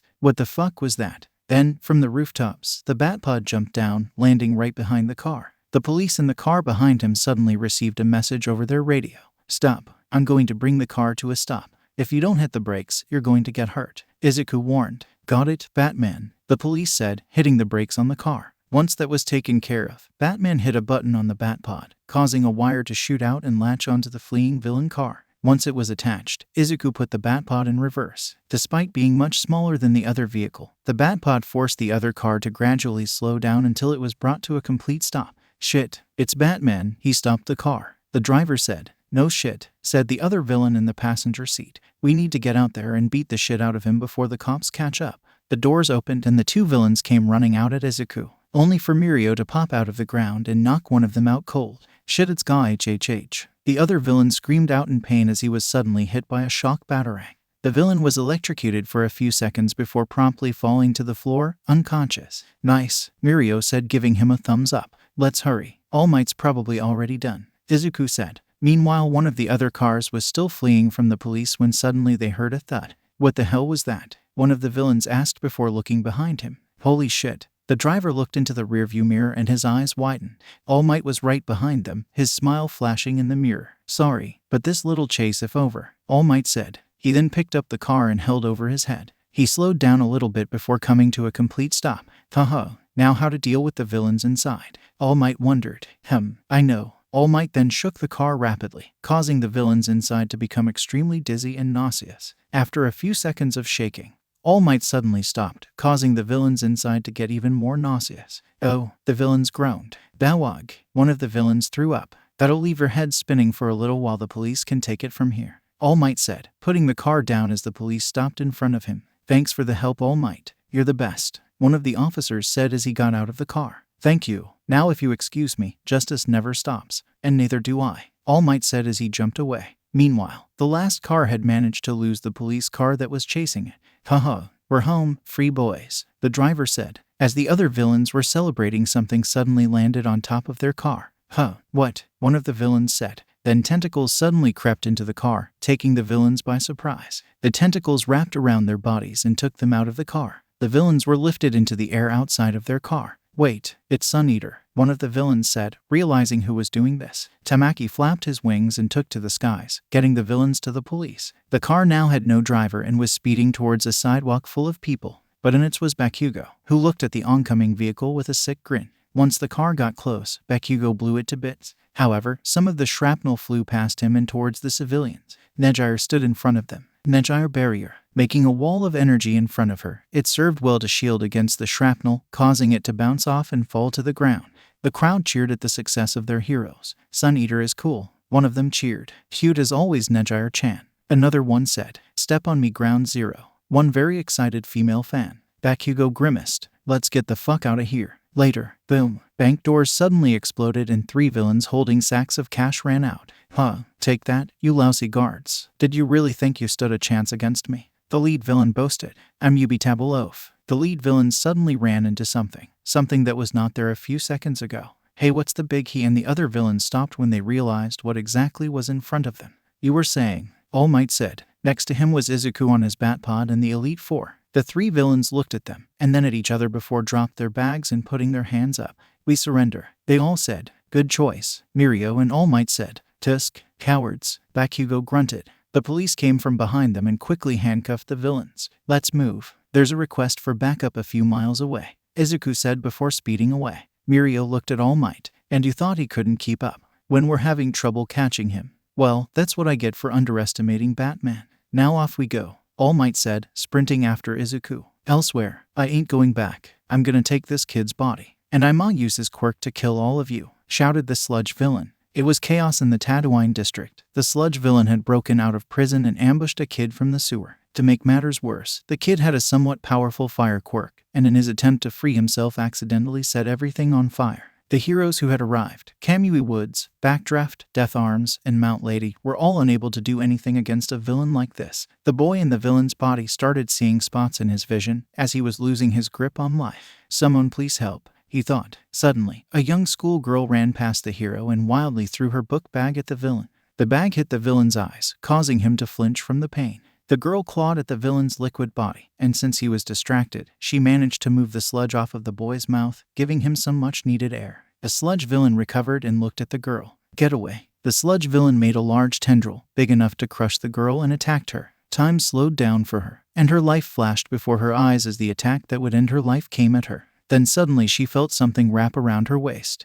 She was pulled backward, just in time for the villain's attack to miss her. When she stopped, she had landed in the arms of none other than Batman. Time still seemed slow for the girl, so she got a good look at Batman. Batman, she thought. It's really Batman. Then her sense of time returned to normal, and Izuku looked at her. Are you okay? He asked her. The girl was too starstruck to answer. Get down, he ordered, holding her close to his chest before ducking down. Then, All Might rushed in, going right through the villain, and grabbing the boy. The young man gasped for air. Take deep breaths, young man, All Might said. This will all be over soon. Moving faster than the eye could see, All Might appeared in front of Death Arms and dumped the boy in his arms. Take him. Yes, sir, Death Arms said. We need an ambulance here. Gah, All Might, Batman, I'll crush you both, the sludge villain screamed. But before the villain could do anything, All Might appeared in front of him, fist cocked. In that moment, the sludge villain knew he fucked up. Detroit, smash, All Might shouted as he punched the villain. The impact created a whirlwind splattering the sludge villain all over the streets, putting him down for the count.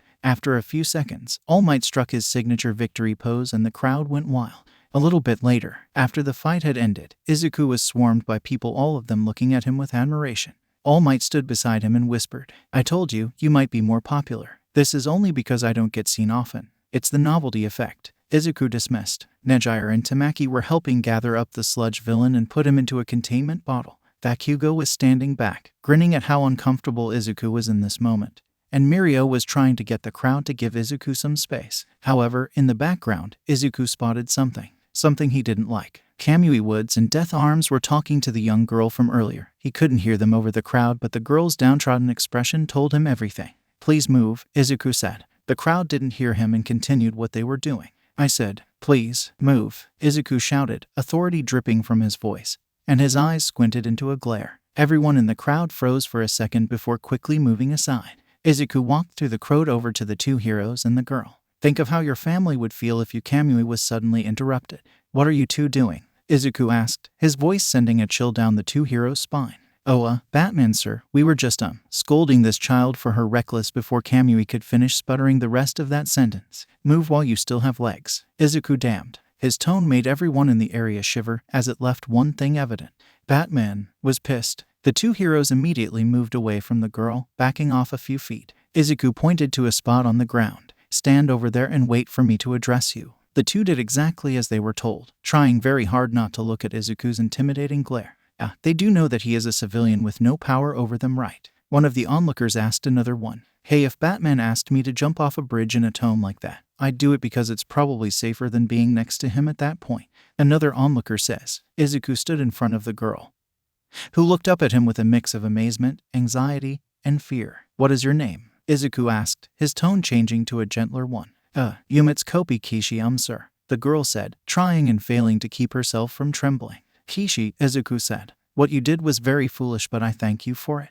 What? Kopi whispered. "Sir," Kamui said in surprise. "You can't seriously be praising her for." "Silence," Izuku shouted. His angry tone returned full blast as he shouted out a command. Kamui promptly shut his mouth. Izuku turned back to Kopi. "As I was saying, what you did wasn't smart. You could have gotten yourself killed. However, if you didn't do what you did, then it's certain that the boy would have died. You made a choice to either preserve your own life or try and save someone else's. And you choose the second option. That's what makes you a hero." The girl looked at him with stars in her eyes. "Emiya hero." Izuku nodded. "You aimed for the eyes on purpose, didn't you?" "Yes," she said eagerly. It seemed like his only weak spot. "Good analytic skills," Izuku complimented. "What you should have done was informed one of the heroes about this weakness, so they could exploit it. However, it's understandable that you didn't think to do this, given the urgency of the scenario.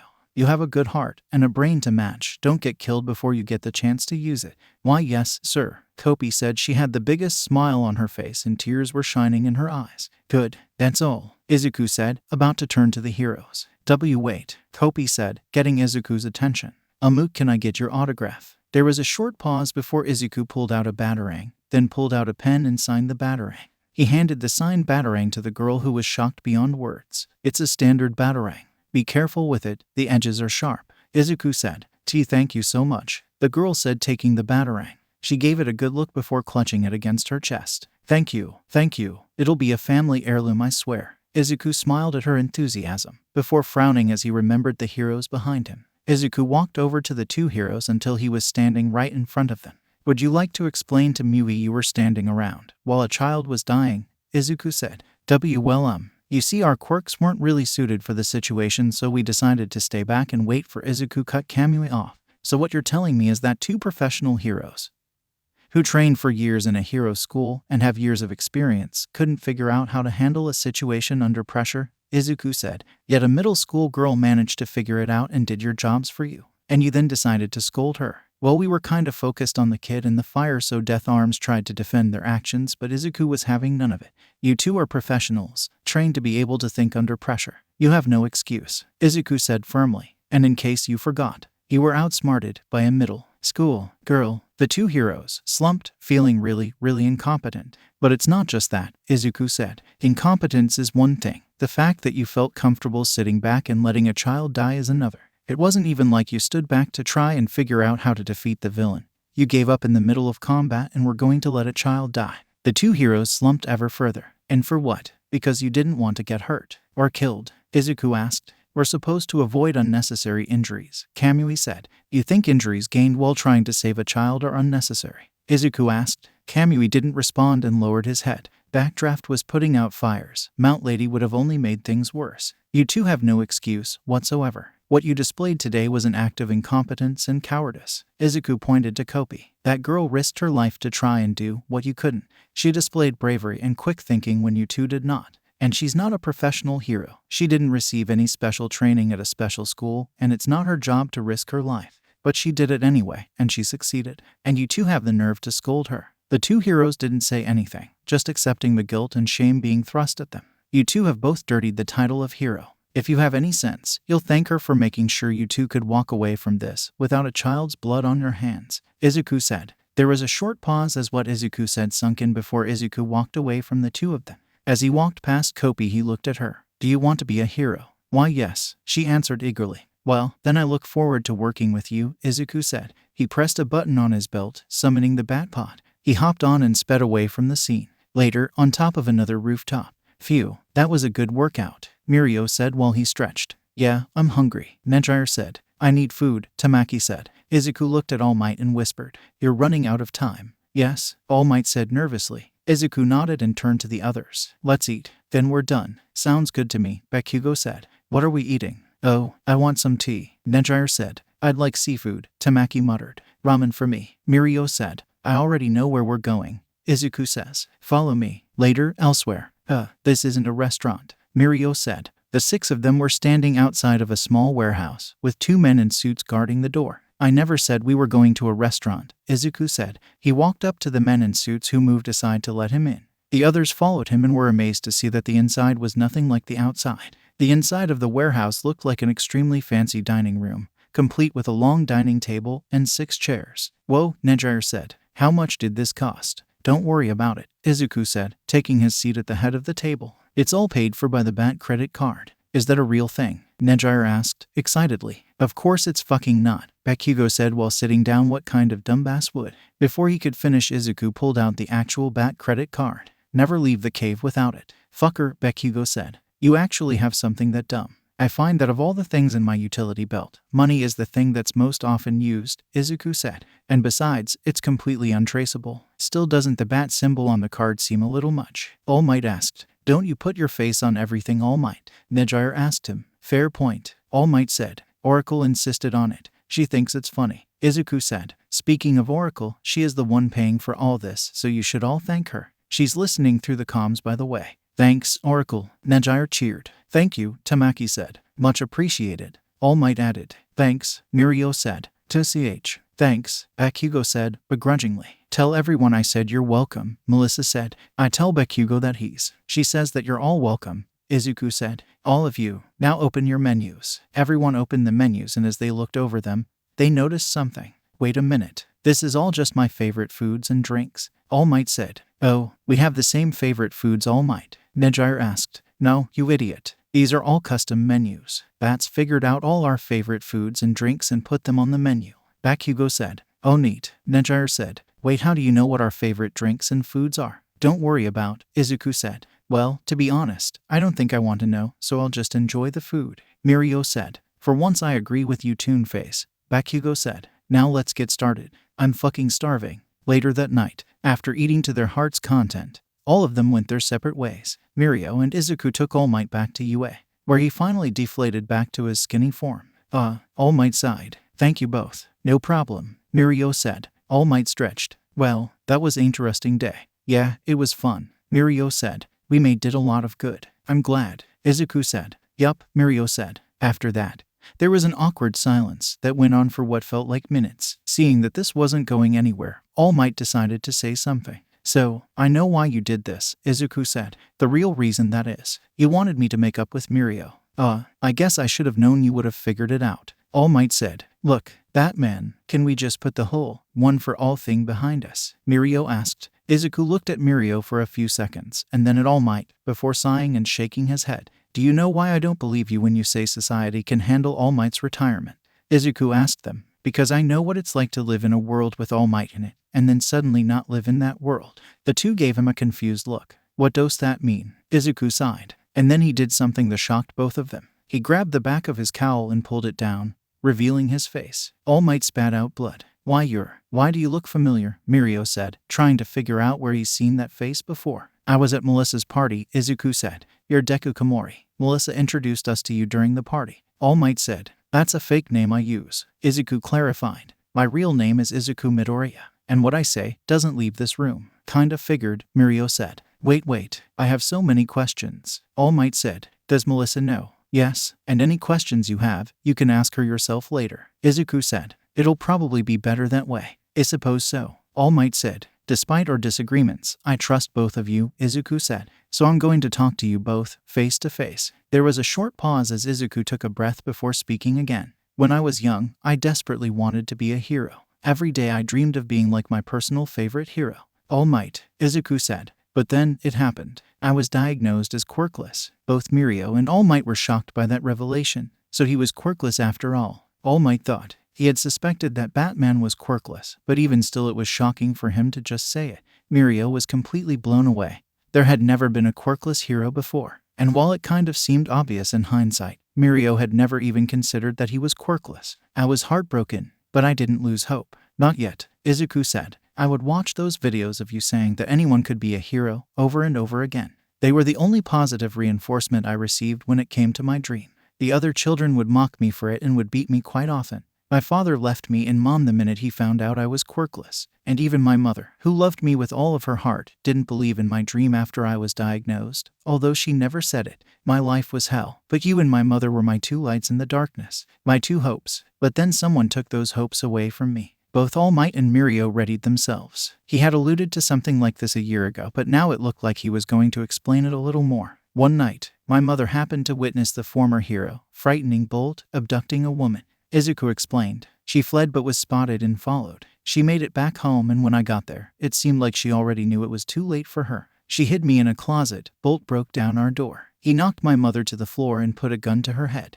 I'll never forget the fear I felt that night. But even in that hopeless situation, despite all logic, there was a part of me that thought you would come and save her. That All Might would come and save the day. That naive hope died my mother. All Might cringed. He knew very well he couldn't save everyone, but he damn well tried. And hearing this made him feel like he failed. Even if there was no logic in All Might blaming himself, he did so anyway. I never begrudged you or blamed you for this in any way, of course. But that night the illusion was shattered. I realized that you were not omnipotent or all-seeing. That you wouldn't always save the day. Izuku revealed. It was that day fear was placed inside me. A fear that never went away. That is what I meant when I said I lived in a world without All Might. Izuku looked All Might in the eye. You project a natural feeling of safety, making everyone in the city, or rather everyone in Japan, feel as if everything is going to be okay. Your power, your attitude, it nullifies any and all sense of threat. Sure, logically people know that bad things can still happen to them, but it's like smoking or drunk driving. They know what can happen, but they don't think it can happen to them.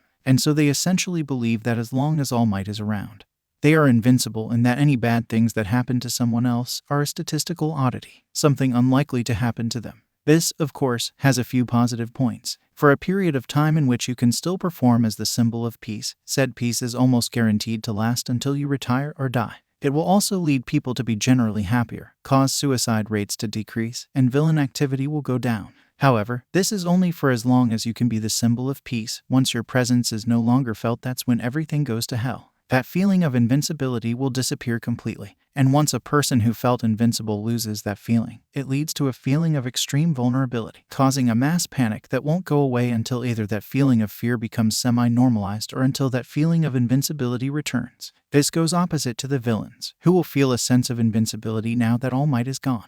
The feeling is comparable to have weight pressed down on you, and then it's suddenly being taken off. And while this will result in many villains being captured, this will also lead to many innocent people getting hurt or even killed. The heroes and police, who are also extremely dependent on you being there, won't be able to handle this sudden increase in villains. This will lead to many people in the law enforcement quitting, making the crime problem worse. The heroes that remain will start getting overwhelmed and start dying.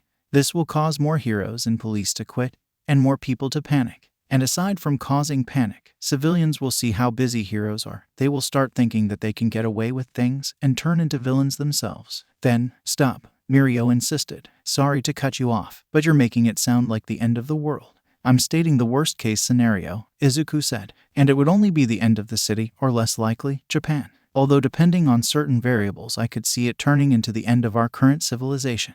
But that is extremely unlikely. Midoriya, Mirio said. Actually, I think I prefer calling you Bats. I just got used to it. Anyway, I think you're being a bit too paranoid. I'm not saying you're wrong about all that stuff, I just think you're exaggerating. It's a possibility that isn't extremely low. And it's a very, very scary possibility, Izuku responded.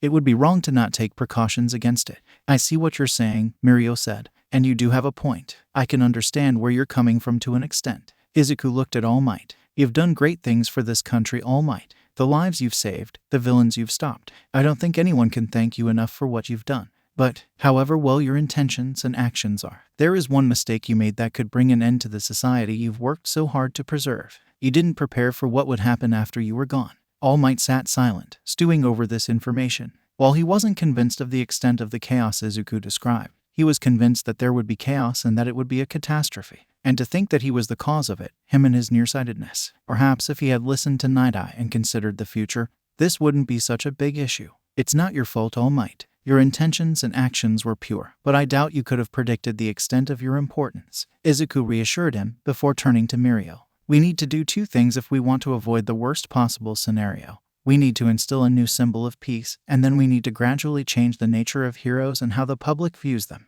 And we need you for that, Tagata. It's incredibly rare that has anywhere near the same compatibility rate as you do, and no one with your same compatibility rate is someone we want to give this quirk to.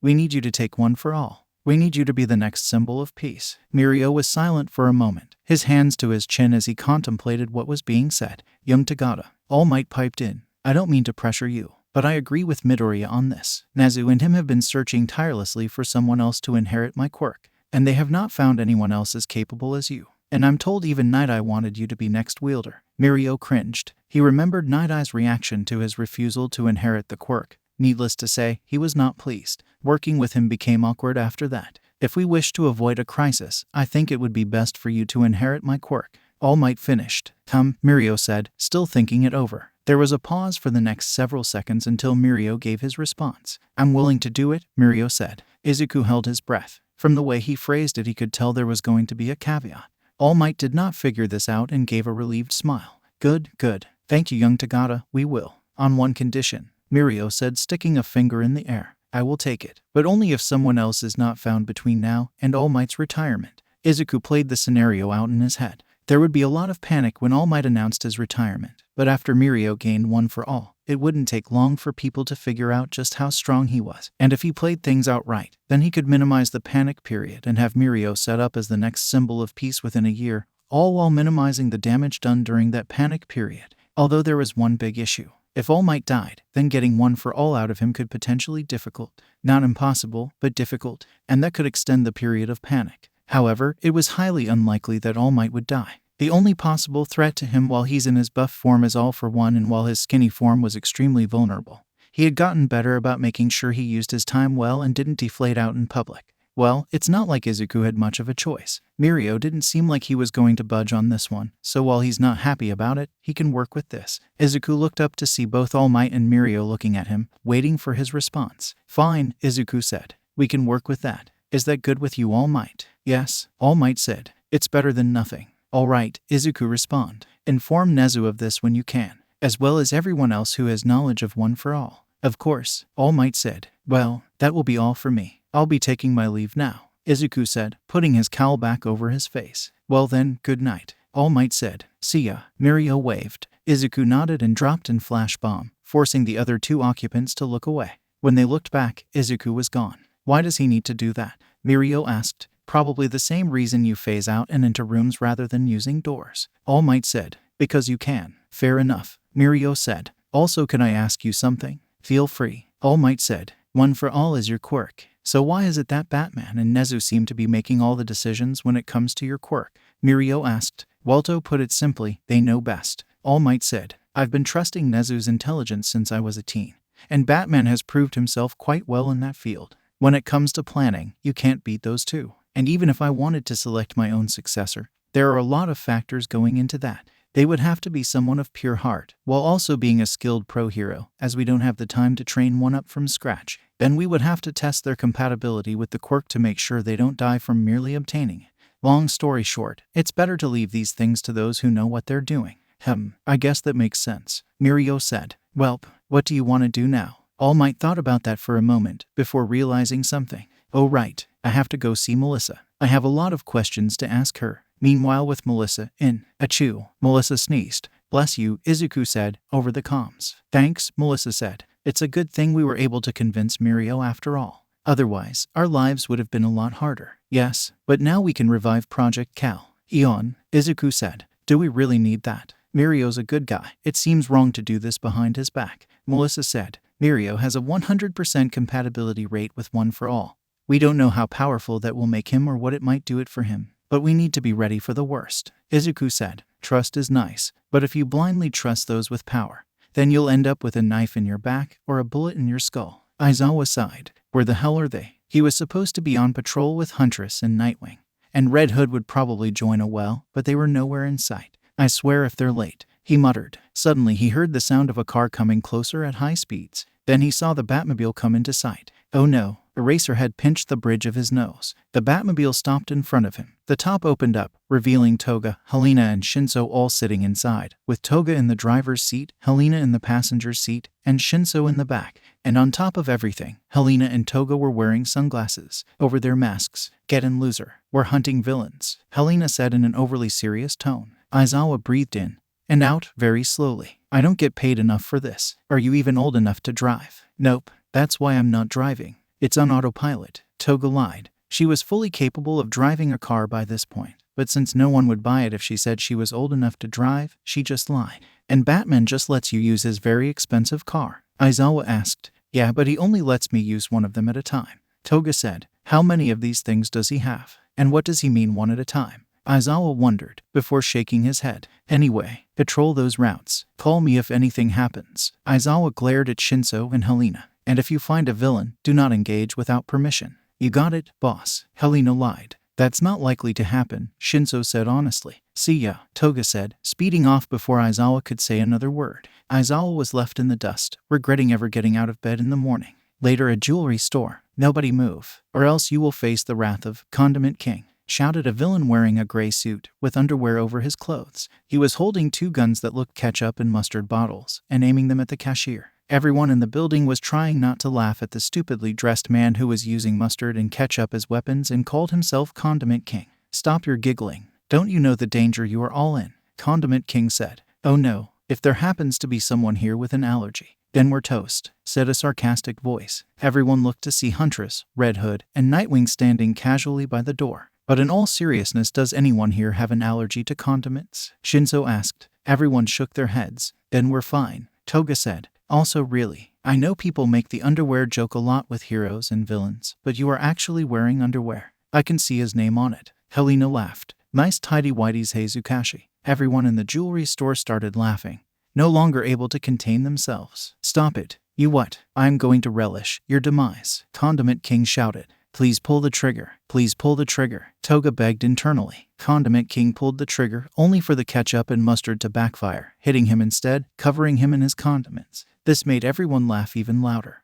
How? Condiment King asked. Little did he know that Toga came in here beforehand and rigged his guns. I would suggest you just give up, Shinso said. Don't embarrass yourself even more. Condiment King, now heavily discouraged, hesitantly agreed. Later, well, that was fun, Toga said, now back in the Batmobile. I don't think I've ever seen a villain that pathetic in my life. Helena laughed. Honestly, it was a waste of time even engaging him, Shinso said. Oh, don't be a killjoy, Helena said. If someone there had a ketchup or mustard allergy, then there could have been real trouble. You know, laughing at that guy made me hungry, Toga said. Anyone else wants to get something to eat? Yeah, I'm craving some trashy fast food, Helena said. I want coffee, Shinso said. Let me guess, black coffee, Toga said. No, no one drinks black coffee. Those who do are just trying too hard to look cool, Shinso responded. Ground Zero drink black coffee, Toga said. Exactly, was Shinso's response. Toga laughed. Fair. Anyway, what trashy fast food do you want? I'm up for MC, Ronald's, Helena said. Neat. MC, Ronald's it is, Toga said.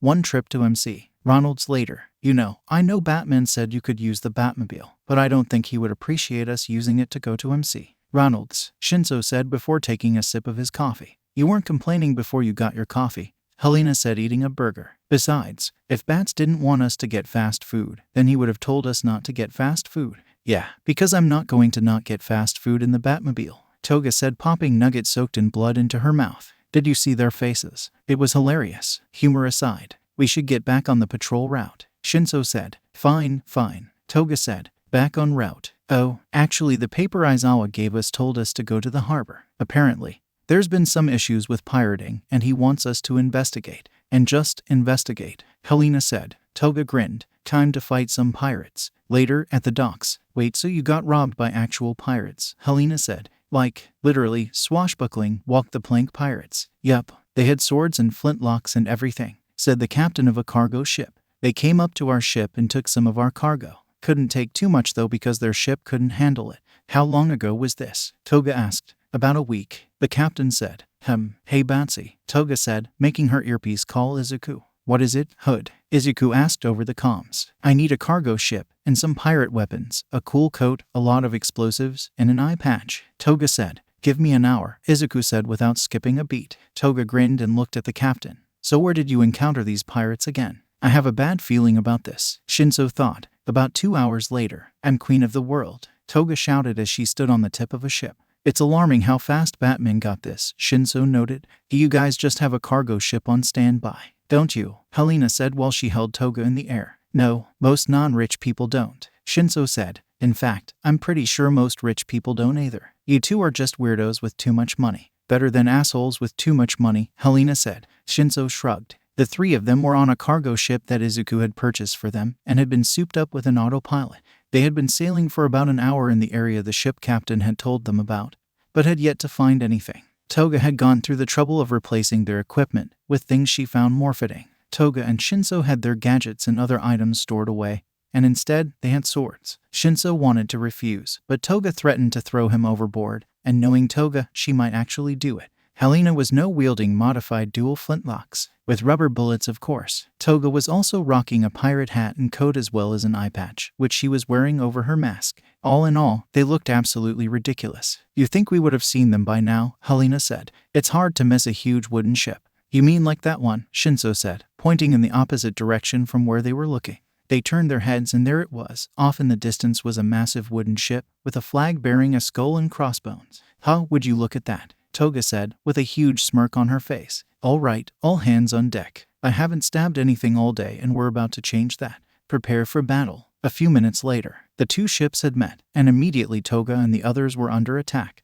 A man in classic pirate attire, with a big hat and a cutlass to boot, suddenly appeared on their ship in a puff of smoke, along with about 40 other pirates. Greetings, I am Captain Stingery. Me and my men have come to take your treasure. Surrender now or be slaughtered, their leader said in a stereotypical pirate voice. Well, I'm Captain Hood. Me and my crew have come to ye all to Davy Jones' locker, Toga said, doing her own pirate voice. So take out ye swords, and prepare for combat. This is dumb, Shinso said in the back. Well then, men, kill them all, the captain said. Yahar, the pirates shouted as they charged the three of them. Leave the captain to me, Toga said, as she jumped over the pirates and dived at the captain. Just before Toga's blade could come down on the captain, he suddenly disappeared. Puff of smoke. Toga's sword hit the ground, leaving her confused for a second before she figured out what just happened. Warp quirk, meaning he is going to be behind me, Toga thought. Toga quickly rose up and turned around, barely managing to block the captain's attack. Warp quirk types are also predictable, always attacking from the back, Toga said. Why not attack from above or the side? The two swords clashed as everyone else fought on in the back. Shinso ducked under a sword slash before hitting that goon in the stomach with the back of his cutlass. He dodged to the side of another slash, parried another attack, and hit the attacker with the sword guard. Helena was having way more fun, though. She jumped on one of their shoulders before jumping up high in the air. She flipped and aimed her guns downwards, and unleashed a barrage of bullets down on her attackers, taking down 7 of them before doing another flip and landing on the ground. She dodged an attack and countered with a shot to the chest. Back with Toga, the captain had teleported them both onto the top of his ship, and the two of them were balancing on the wood while fighting each other. Although for Toga it was less of a fight, and more of a massacre. Toga jumped over the captain and knocked off his hat with her sword. The captain was not pleased with this and rushed Toga, slashing his sword wildly in an attempt to hit her. Toga blocked these attacks with ease before parrying the final attack, causing the captain to stumble and fall off. He teleported closer to the ground, cutting his fall short. Toga jumped down, sticking her sword into the sails to slow her fall, making a huge gash in it. Toga landed in front of the downed captain with a confident smirk on her face, ready to surrender. Please say no. I haven't even stabbed you yet, Toga said with her trademark sadistic glee. Surrender. Huh. Ye may be a good sword fighter, lass, but now ye friends are surrounded, and once they are done, you will be the one begging for surrender, the captain said. Toga looked over at her ship and saw that Helena and Shinso were indeed surrounded by about 27 pirates. Huh, wonder how that happened, Toga wondered nonchalantly. I mean, they're still not gonna win. You can throw 1,000 rocks at a wall, but that's not gonna take down the wall. Still maybe, hey, where did he go? The captain had teleported away from Toga and in front of his men in an attempt to assist them, leaving Toga stuck on his boat. Never thought I would get surrounded by pirates, Shinso said, back to back with Helena. I never thought I would get to shoot pirates, but would you look at that, dreams do come true, Helena said. You have weird dreams, Shinso said. As you said earlier, I'm a weirdo. Helena smiled. Enough talk, Captain Stingery said. At a what? Suddenly the entire ship rocked, causing everyone to stumble. What was that? Shinso asked. Then, a green blur suddenly burst out of the water and landed in front of Helena and Shinso. This green blur was none other than Froppy. Oh hey, Tsu. Didn't expect to see you here, Helena said. Mr. Aizawa sent us to make sure you didn't do anything stupid. Jiro, she responded. Bit late for that, Shinso remarked. And what do you mean by us? You'll see. Anyway, I need to get you off this ship, Tsuyu said, and without another word, she grabbed the two of them with her tongue and jumping off the ship onto the pirate ship. Tsuyu landed onto the other ship and let the two of them go. There's not actual cargo on that ship, right? Tsuyu asked Toga. Nope, I was planning on blowing it up later, Toga answered honestly. Good, hero, Tsuyu said before pressing down on her earpiece. Koda, release the kraken. A few seconds passed, and then suddenly they saw it. Several extremely large tentacles, slowly rising out of the water. This is the best day of my life, Helena said. This is absolutely ridiculous, Shinso said, completely unfazed. The pirates on the cargo ship were all terrified. Even the captain was too scared to move or teleport. The kraken brought its tentacles down on the ship, destroying many of the empty containers. The ship was torn in two by the tentacles, causing it to sink. Won't that kill them? Shinso asked. Koda has sea creatures picking them up after they fall into the water. They won't die, Kiro, Tsuyu said. Oh good. Next question. Where the hell did you get a kraken? Shinso asked. Apparently Koda found it a few months ago, and became friends with it. Tsuyu explained. It's probably just an octopus with a gigantification quirk. Cool, Toga said. And so the heroes looked on as the pirates were decimated by the forces of nature. At the harbor, an hour later, Aizawa sighed. Where the hell are they? After asking around, Aizawa found out that his students had been here and did investigate just like he asked them to. Then they hopped onto a cargo ship that apparently was owned by Batman, dressed up like pirates and left to go confront the villains. Because of course, they did. And he sent Tsuyu and Koda to bring them back and hoped for the best. He would have rather gone after them himself, but he was not exactly suited for ocean exploration. Maybe I should have called Batman, Aizawa muttered. Wait, what is that? Off in the distance was the most bizarre thing he had ever seen. A giant octopus was pushing a pirate ship towards the harbor, and in front of them, his students were riding dolphins while sharks were dragging pirates who were tied up on ropes. He could see Red Hood waving at him, and so he did what any sane person would do in his position. He sipped his coffee and decided to act like this was perfectly normal.